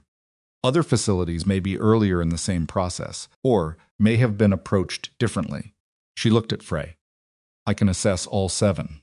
But I need direct access, same terms as Brashov, unannounced, independent authority over security protocol changes. No requirement to route through regional management until I've vetted the regional management. Foray looked at Halvorsen. Halvorsen said, the engagement contract has provisions for scope extension. Section 12, subsection B. The board can authorize it today. What's your timeline? Frey said to Lena. I can start the next facility in 72 hours. All 7 assessed within 6 weeks. 6 weeks, said the bearded board member, without looking up from his desk. Conservative, she said. Some may be faster. Frey leaned forward slightly. Miss Cross, I want to ask you something directly. Go ahead. Your background. Your file, we commissioned a standard background check when you were engaged. What came back was sparse, deliberately sparse. Yes, the board approved the engagement based on a referral from a trusted source. But given what's happened, what you've done, what you knew, how you operated, I think we need to understand who we're actually working with. She looked at him. She looked at the rectangle of faces on the screen. You're working with someone who secured your facility and put the people who were systematically destroying it in custody, she said. The details of my background that aren't in my file aren't there for reasons that don't concern North Star. What concerns North Star is whether I can do the job. That's not entirely. The Brashov facility is the proof of concept, she said. Either that's enough or it isn't. Frey held her gaze for a moment. He wasn't used to being answered that way. She could see him deciding whether to push it and concluding correctly that pushing it would cost him more than it gained. The scope extension is authorized, Halvorsen said. She was looking at her notes, not the camera. I'll have the amended contract to you by end of business today. Thank you.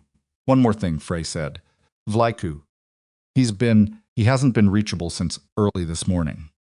Of course he hadn't. Contact the EU Financial Crimes Unit, she said. Reference the documentation. Request an emergency freeze on the Luxembourg account pending investigation.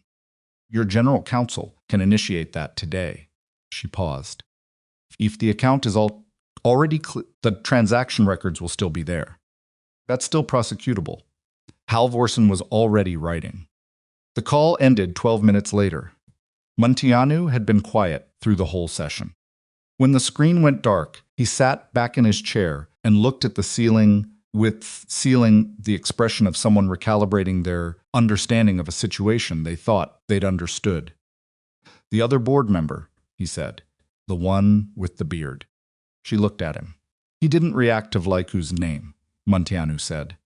The others did. He didn't. I noticed. Is he unknown, she said, possibly forewarned, possibly just a man who processes things internally. She paused. I've flagged it. Munteanu looked at the dark screen. How do you do that? Keep track of all of it, all the details. She thought about how to answer that. Practice, she said. It was accurate as far as it went. He nodded. He stood up, gathered his notepad, moved toward the door, then stopped. The board authorized the extension, he said. 6 facilities. 7, including the one here.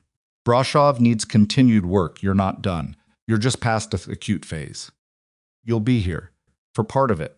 I'll split time. He looked at the door. Good, he said, which was a small word that carried more weight than it usually did. Then he went out. Popa called at 2 in the afternoon. Vlaiku, she said before he could start. Boarded a flight to Belgrade at 6:40 this morning, Popa said. Before we had flagged his name, Serbia. Yes, the extradition picture from Serbia is complicated. It's not impossible, but it's slow. She sat with that. The financial records from Sanaya, is Vlaiku in them? We are still working through the volume. But yes. Early indications, yes. Then the extradition picture will get less complicated when your prosecutors have the full scope of what's in those files. She paused. What about Dragan himself? He is in custody. He is not talking. His lawyer arrived from Bucharest at 9 this morning, and they have been in consultation since.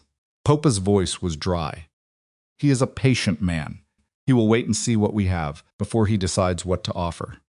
What do you have? Enough. Enough for him to eventually understand that patience has a cost. He paused. The 8 men from last night, 2 of them have already agreed to provide statements in exchange for reduced charges.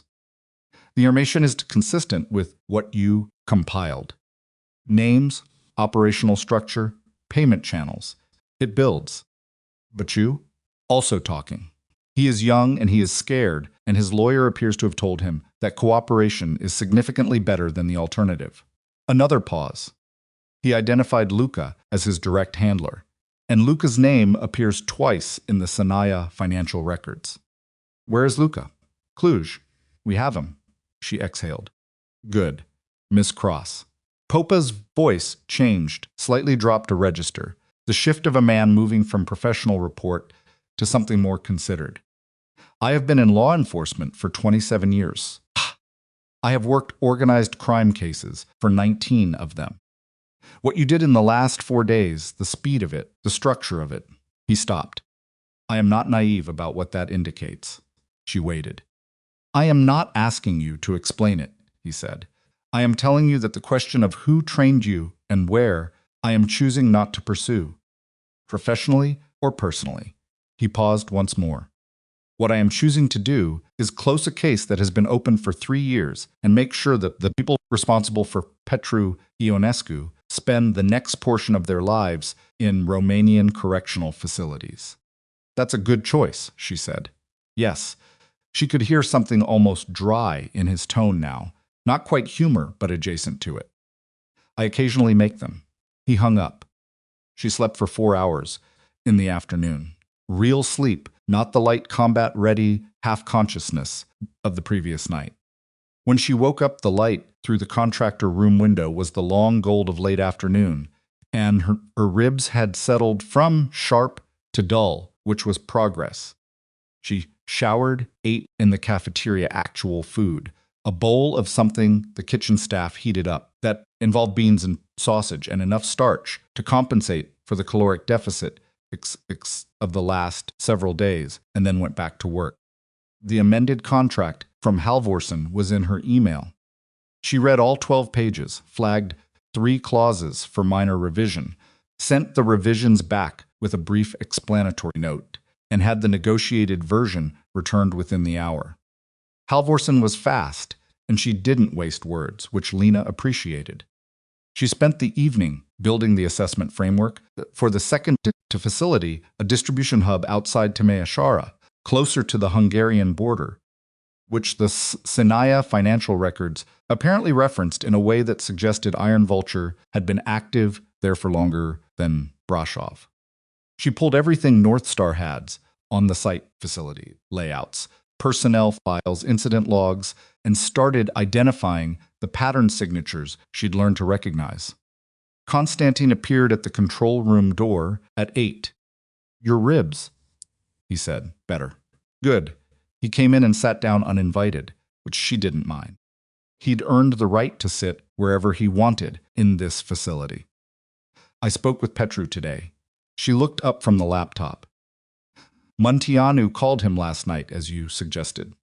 But I also called this afternoon. He looked at his hands, big, work-scared hands on his knees. He cried. On the phone. Not because of anything I said.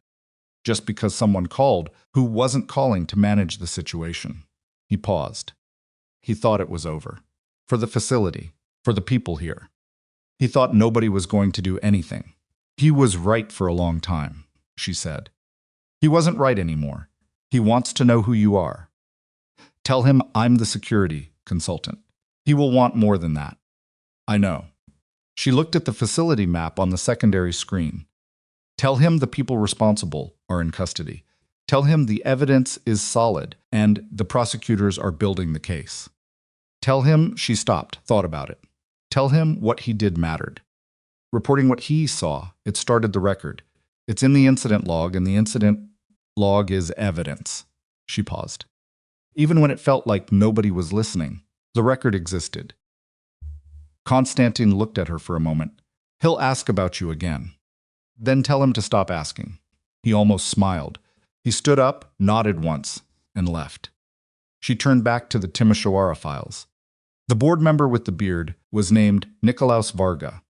She got the full file on him from her contact at 10:30 that night, not because she'd asked for it specifically, but because her contact had preemptively run all 6 remaining board members after the morning session, which was the kind of proactive thinking that made the contact worth what they cost. Varga was clean, not just surface clean. The deep check came back without the kind of structural anomalies that Vlaiku's had: no third-party holding companies, no nominee directors, no consulting fee arrangements in non-cooperative jurisdictions. He was a Hungarian national energy sector background, joined the North Star board 4 years ago. 2 adult children, a property in Budapest, a reputation in the regional energy market for being reliably irritating in negotiations, but reliably honest about the terms once they were set.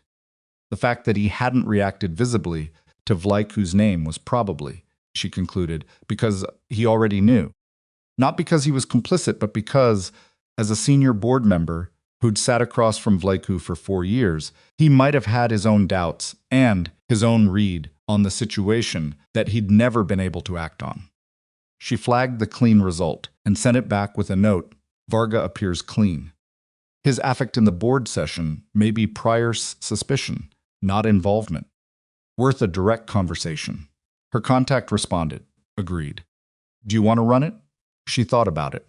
She wrote back, set it up. Varga's direct number came through 20 minutes later. She called it. He answered on the 3rd ring. No greeting, just silence. The kind that said he'd been expecting a call and wasn't sure from which direction it would come. Mr. Varga, she said. This is Lena Cross. Miss Cross. His English was precise and slightly formal. I had a feeling I would hear from you. How long have you suspected Vlaiku? A pause.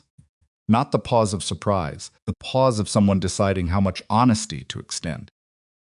2 years, he said, perhaps a little more, and you didn't act on it. I raised it internally once. Through Frey. He stopped. The response was managed. I was told the matter had been reviewed.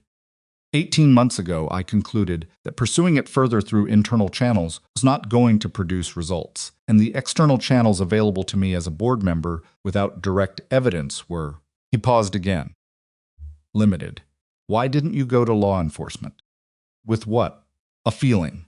A pattern of decisions that looked wrong, but could be explained as incompetence rather than intention. Board members who take allegations of corruption to law enforcement without concrete evidence tend not to remain board members. His voice was careful and very precise. I chose to preserve my position until I had something usable. Last night, today, that threshold has been met. She sat with that for a moment. It wasn't heroic. It wasn't the choice she'd have made. But it was honest, and she'd learned to value honesty over heroism, because honesty was replicable. The board is going to need a functioning structure during what comes next, she said. Vlaiku's removal, the Luka situation, the investigation into the other facilities. That's going to take real governance from the people who remain. I'm aware. Frey is adequate. But adequate isn't what this situation needs. Varga was quiet. She waited. What are you suggesting? He said. Nothing specific. An observation. She paused. The people who stayed quiet and preserved their position while things were wrong have a particular obligation when things start being corrected. Because they know where the bodies are buried, so to speak, and they owe the institution the use of that knowledge. Another silence. Longer. That's a pointed observation, he said. I'm a pointed person. Something shifted in his voice, not warmth exactly, but the recognition of a register he understood. What do you need from me? Right now, nothing. When the investigation starts producing findings that need board-level action, and it will, I may need someone on the board who understands the history and isn't going to be managed. And you think that's me. I think you had doubts for 2 years and didn't drown them in rationalization, she said. That's a start. She ended the call. The next 2 days moved in the way that post-operation days moved fast in terms of events slow in terms of how much each event required. Popa's team worked through the Sanaya financial records and found 3 more names with North Star connections, 2 of them on the vendor side and 1 in the finance department of the Bucharest regional office. The EU Financial Crimes Unit issued a provisional freeze on the Luxembourg account. Vlaiku's timing had been close, but not close enough. Approximately 40,000 euros had cleared to a separate account the morning of the board call. But the primary balance was locked. Serbian authorities acknowledged the extradition request and said the timeline would be several months. Halverson said that was consistent with their experience and that the financial records made the outcome more certain, even if the timeline was what it was. Luca's lawyer spent one day maintaining he had no knowledge of Iron Vulture's operational activities and the next day arranging a cooperation agreement with the prosecutors.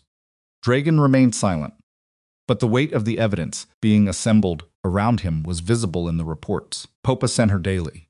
The silence of a man watching his positions erode one by one and calculating when the math of cooperation outweighed the math of resistance. She spent the 2 days between event management and building the Timișoara assessment. She slept better than she had in a while. The ribs got to manageable.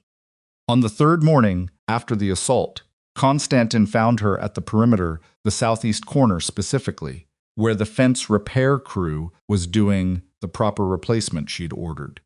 He brought 2 coffees, both bad, and she took one without comment. They stood and watched the work, the new fence section going in with the correct post spacing and the correct wire gauge. Small things that mattered. "You're leaving soon," Constantin said. It wasn't a question. Timișoara next, then 5 more. And after that, she drank the bad coffee. Depends on what the assessments find. He was quiet for a moment. "You're good at this," he said. "Not just the fighting, the tactics, the reading of situations, the people. Sometimes. You're not comfortable with compliments. I'm comfortable with accurate ones." She looked at the new fence going in. "You kept your people steady last night, in a situation that had a lot of ways to go wrong. That's not nothing." He accepted that with a nod. "Will you come back?" he said. "To this facility, after the others, for the review cycle.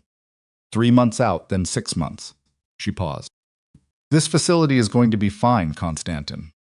The acute problem is gone. What's left is maintenance. Maintenance is easier with someone who knows what they're maintaining. You know what you're maintaining now." He looked at the fence crew.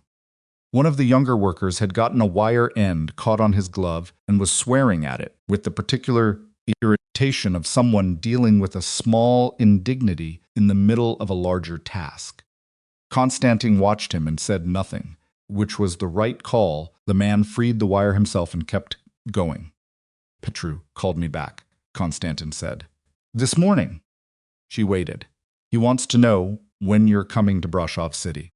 "He wants to," he said. "He wants to buy you coffee." She thought about a man in a wheelchair who'd done the right thing and paid a price for it, and spent months believing that the payment had been for nothing. "Tell him maybe," she said. "That's not a no." "No," she agreed. "It's not." She drove to Bucharest 2 days later. Bogdan drove her, the same quiet man with careful English who'd mentioned Petru on the way to the facility. He didn't ask about what had happened since then. He probably knew, or enough of it. Brasov wasn't a large city, and the raid on the Sanaya property had made regional news, though the names involved were being kept from the press pending formal charges. At the airport, she gave him a tip that was larger than the standard rate, and he looked at it, and then at her. "Thank you," he said. "You told me about Petru," she said. "The first day. You didn't have to." He shrugged in the way of a man for whom this wasn't complicated. "Someone should have," he said. She went inside. She was at the Bucharest gate, ticket to Vienna for a connecting flight to Timișoara, when her burner phone rang. The number was American. Area code she recognized. Detective Marcus Vale. She picked up. "Detective. Ms. Cross." His voice had the same quality it had always had, measured, a little tired, the sound of a man who asked questions for a living and had learned to wait out the answers. You left Ashford Cove. I mentioned I was traveling. You mentioned you'd stay in the county. You were gone by morning. I said I wouldn't leave that night. A pause. That is technically what you said. He was quiet for a moment. The sedan from Whitmore Street, Maryland plates. The vehicle was recovered in Baltimore 2 days after. Stolen. The plates were swapped. Original plates came back to a fleet vehicle, registered to a private security contractor that has since filed for dissolution. Okay. The 2 men whose blood we collected. We've got identifications now. Both former law enforcement. One Maryland, one Virginia. Both left their departments under circumstances the departments aren't eager to discuss. He paused. Both connected, through a third party, to a European logistics holding company registered in Liechtenstein. Dragon's holding company, the men who came after me in Ashford Cove, were Iron Vulture assets, she said. Vale was quiet for a long time. That's a name I'm going to have to look up. Romanian-based extortion organization. The leadership was arrested in Romania 3 days ago. The financial records seized in the arrest will likely surface the contract that brought those men to Ashford Cove. More silence. She could hear him breathing, the sound of a man processing information that was larger than what he'd come into the conversation expecting. You were already inside this, he said, before Whitmore Street. I had accepted a contract they didn't want me to accept. And you went ahead and accepted it anyway. After 3 armed men tried to take you off a street. Yes, that's... He stopped, started again. I've been doing this job long enough that I know when I'm at the edge of what I'm supposed to know. And I'm at the edge. Yes, she said again. The case file for the Whitmore Street incident, it's going to get pulled. Probably by people with credentials I haven't seen before and won't again. He paused. I'm telling you so you know it's being handled correctly. For the record, I appreciate that. Mrs. Calloway, he said. She waited. Your neighbor, the woman in the photographs. He paused. She asked about you. At the station, when we were canvassing the building. She wanted to know if you were all right. Something moved in her chest. Small, quiet, the specific weight of a thing she'd chosen to leave. Tell her I'm fine, she said. I will. He paused one final time. Take care of yourself, Miss Cross. You too, detective. She hung up. Her gait was boarding. She picked up her bag and joined the line and moved through the door and down the jetway. And she didn't look back at the terminal behind her because looking back at terminals was a habit she'd broken a long time ago, and she saw no reason to start it again. The seat on this flight was an aisle, which she preferred. She put her bag in the overhead, sat down, and pulled out the Timisoara assessment documents before the doors had closed. She had work to do. The Timisoara facility took 11 days.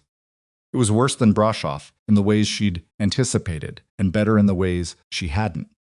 The penetration was older, closer to 2.5 years, but the inside asset was lower level, a procurement clerk rather than regional management, which meant the damage was narrower. The guard force there hadn't been reorganized the way Brashov's had. The men were skeptical of her for the first 3 days, in the specific way of people who'd heard something had happened in Brasov, but hadn't been told what, and so were filling the gap with assumptions about consultants and bureaucratic theater. She didn't address it directly. She just worked.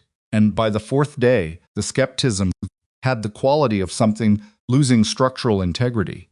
And by the 7th day, the shift supervisor was asking her questions rather than ignoring her. She found 2 Iron Vulture assets in the Timisoara workforce. Both of them surfaced through the cross-referencing of Sinai financial records that Popa's team was systematically working through. Both were removed before it finished the perimeter assessment. Neither made it complicated. The weight of the documentary evidence made complication cotton pointless. The other 5 facilities followed over the next 9 weeks. 2 in Slovakia, 1 in Bulgaria, 1 in Hungary, 1 in Western Ukraine that required separate coordination because the jurisdictional picture there was layered in ways she had to navigate carefully.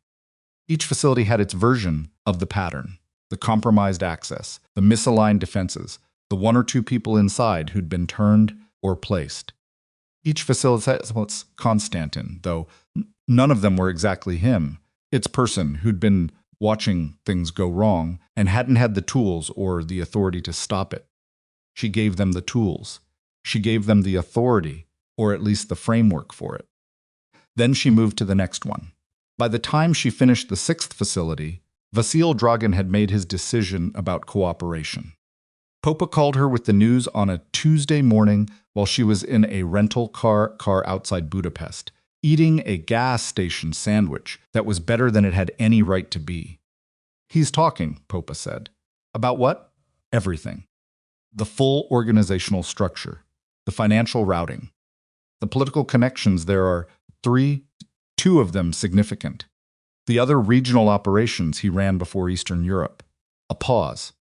He identified Vlaicu as the person who recruited him into the North Star arrangement originally, which inverts the picture somewhat. Vlaicu recruited Dragan. Vlaicu was the originating contact. He had the inside access and needed operational capacity.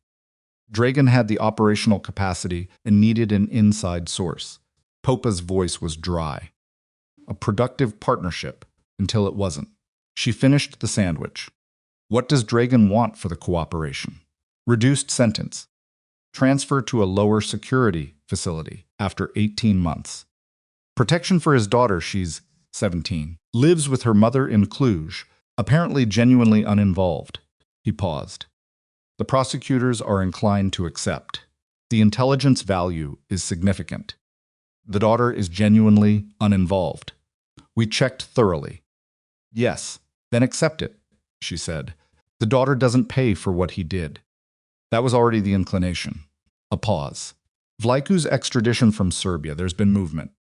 The prosecutors here filed a supplementary brief last week with the Sinaya financial records attached.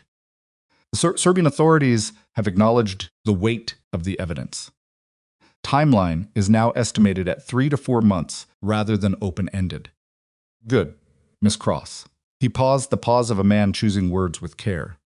"When this is fully concluded, the prosecution, the sentencing, I would like to invite you to Brasov. Formally, there will be a proceeding of some kind, a recognition. You should be present." "I'll think about it," she said. "That is the same answer you gave Konstantin about coffee."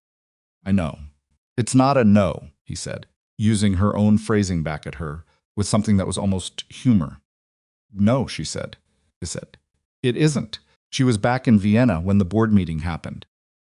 In person this time, Halvorsen had been specific that the final review required her physical presence, and Lena had agreed because the amended contract she'd negotiated gave her approval rights over certain board-level security decisions for a 12-month period, and exercising those rights required being in the room.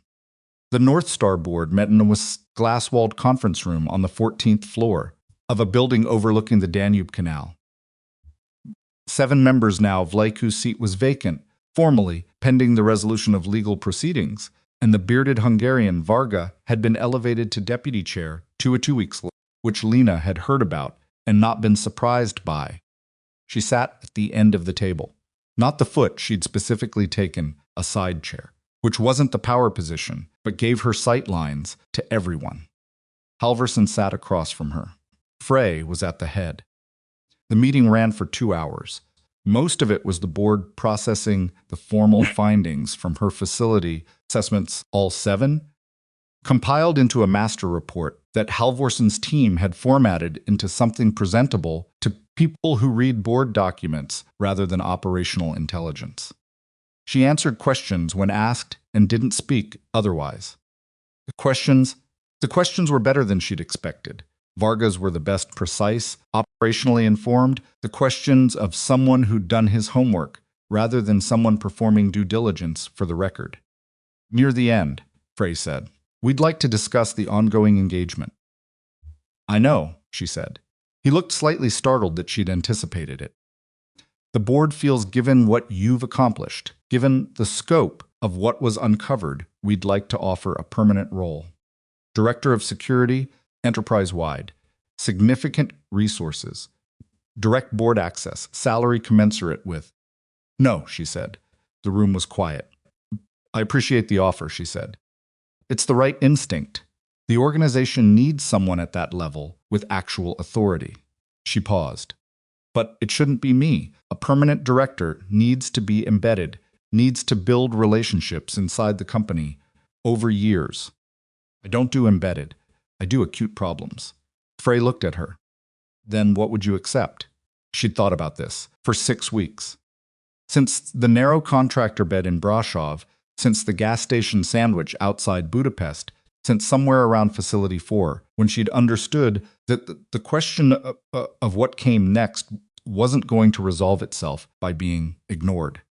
A consulting agreement, she said. Retained, not permanent. I choose which engagements I take. You have priority access when something arises that requires my specific capabilities. I report to the General Counsel directly, not through the board hierarchy. She paused.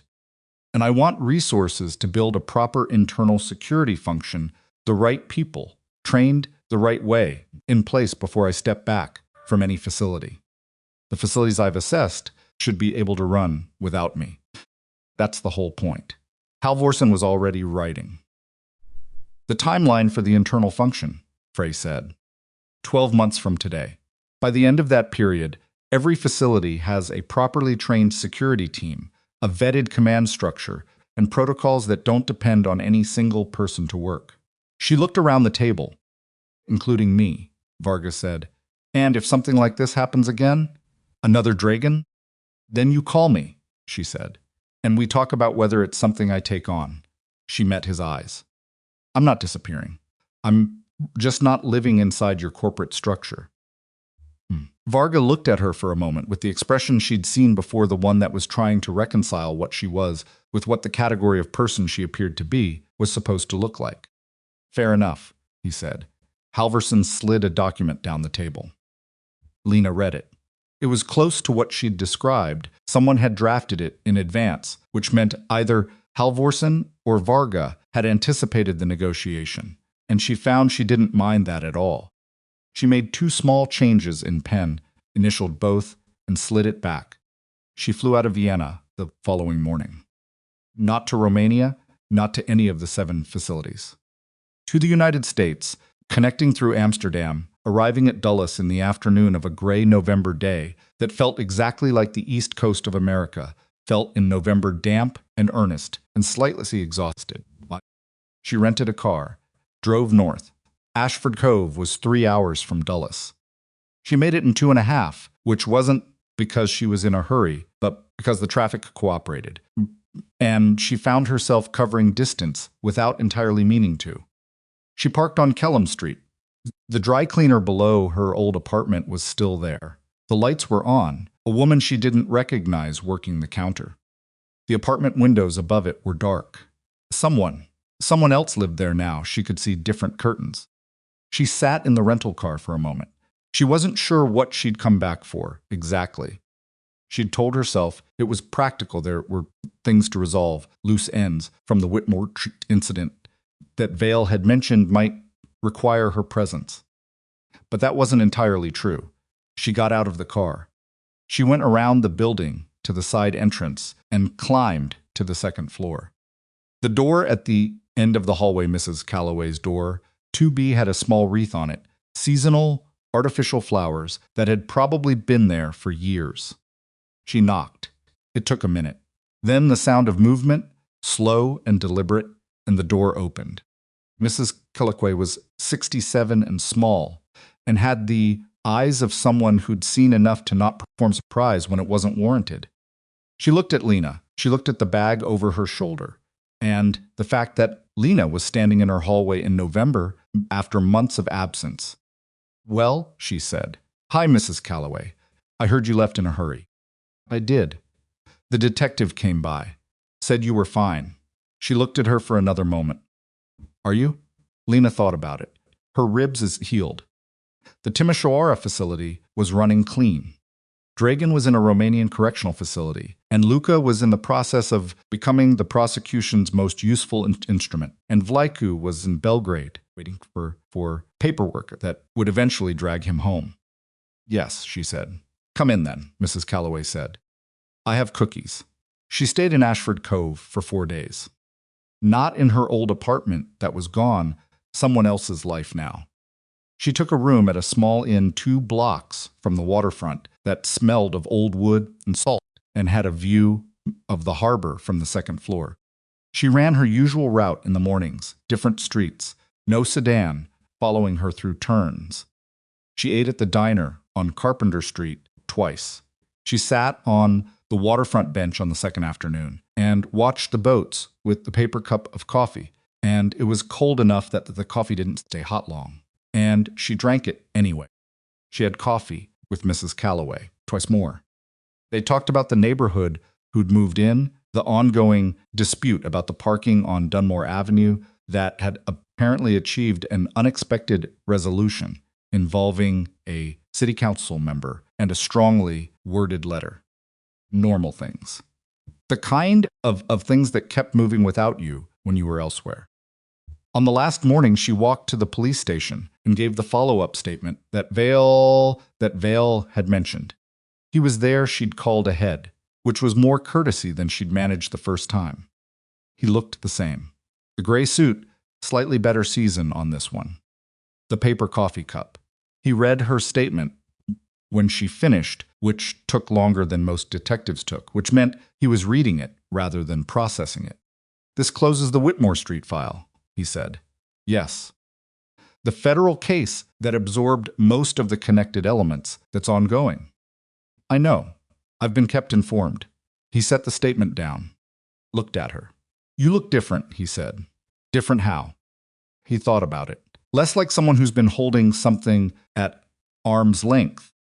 She considered that. It was more perceptive than she'd have given him credit for, if she hadn't already assessed him accurately. I made some decisions, she said. Good ones? I think so. She paused. I won't know for sure for another year. He nodded. He picked up the coffee cup. Where are you going from here? Vienna first. Then I'm not sure. She paused. There's a man in Brasov, Romania. A former guard. He's in a wheelchair because he did the right thing and nobody protected him for it. He asked me to have coffee with him. Vale looked at her. Are you going? I think I am. He was quiet for a moment. Then he said, Good. She stood up. He stood up. They shook hands, which was more formal than their interaction warranted, and also exactly right. She walked out of the station into the November air. She went to Brasov. Petru Ionescu was 41 and had a direct way of looking at people that she recognized as the particular directness of someone who'd paid for honesty with something real and wasn't going to stop being honest now. He was in a motorized wheelchair, a good one, and he moved through the small coffee shop he'd chosen with the practiced ease of someone who'd spent months learning a new version of his own body. He ordered for both of them before she could, which made her think she'd have liked him anyway. Konstantin told me what you did, he said. All of it. Konstantin talks too much. He smiled. He talks exactly the right amount. He wrapped both hands around his coffee cup. I want to say thank you. Not for me, for my daughters. They were going to grow up thinking that the men who did this to their father just... He stopped. That it was just how things worked. That there was no consequence. She looked at him. There is consequence, he said. They know that now. She held her own cup. The coffee was good, much better than anything from the facility vending machines, and the shop was warm, and the afternoon light was coming in sideways through the windows. You started the record, she said. When you reported what you saw, even when nothing happened, the record existed. That's what made the rest possible. He looked at her steadily. You're giving me credit for a report nobody acted on. I'm giving you credit for filing it when you knew nobody might. She paused. That's the harder thing. He was quiet for a moment. Then he picked up his coffee and drank it, and the conversation moved to other things. His daughters, their ages, the older one's interest in engineering, the younger one's inexplicable devotion to competitive chess. normal things. She found herself in them without trying. She stayed an hour longer than she'd planned. The last call came 2 weeks later, on a December morning in Vienna, with snow coming down outside the hotel window, in the slow, determined way of snow that had decided to commit. Her contact. The one without a name in her phone, the number she'd dialed from an alley in Ashford Cove, with rain coming down and everything changing. Vlaicu, the contact said. He's been extradited, landed in Bucharest this morning. The paperwork moved faster than projected. A pause. He'll face charges in Romania. The prosecutors have the financial records, Dragan's testimony, Luca's testimony, and your documentation. His lawyer filed for a delay yesterday. The delay was denied. She watched the snow. And Dragan's sentence? She said. Confirmed. 14 years. Reduced from 22 for the cooperation agreement. He's at a medium security facility outside Cluj. The daughter is fine. She started university in September. She held the phone. She thought about a criminal organization's regional director sitting in a facility outside the city, where he'd run his operation for years, and about the fact that justice rarely looked like cinema and mostly looked like paperwork and courtrooms and slowly grinding process, and that the grinding was still better than the alternative. Thank you, she said, for all of it. The 9 days of work before I even landed, the Varga check, the Luxembourg trace. All of it. That's what I do, the contact said. I know. I'm saying thank you anyway. A pause. The kind that had something in it. Take care of yourself, Lena. You too. She hung up. She stood at the hotel window and watched the snow come down over Vienna. The canal was visible from this angle, gray water, gray sky, the city going about its December with the settled momentum of a place that had been here a long time and expected to remain. She thought about Petru's daughters growing up, knowing there was consequence. She thought about Constantine at the southeast corner with his coffee and his 20 years of patience, finally finding something worth spending it on. She thought about Munteanu leaning against the wall of a hallway, because his legs had run out of structure, and the sound of him making a phone call that was long overdue. She thought about a quiet street in a mid-Atlantic coastal town, and a woman who'd been building an ordinary life with such careful intention, and she thought about the 3 men who'd smiled on that street, because they thought they knew what they were looking at.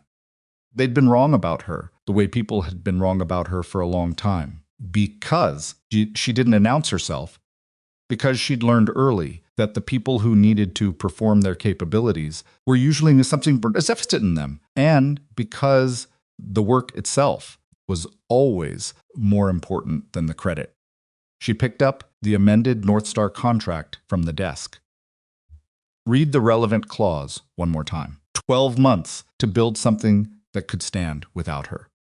Real structure, trained people, verified protocols. And then a phone that rang when something needed her specifically, and the right to decide whether to answer. Her terms, her timeline, her call. She set the contract down. She packed her bag, the same bag that had sat by the door on Kelham Street on the last morning in Ashford Cove. And she did it the way she always packed, efficiently and without second-guessing, because second-guessing was a waste of time she'd stopped buying into somewhere around her 3rd deployment, and never picked back up. She was not the person she'd tried to be in Ashford Cove. She'd understood that fully now, not with regret, but with the particular clarities of someone who'd stopped arguing with their own nature. She was not what 3 men with guns on a quiet street had assumed she was, either.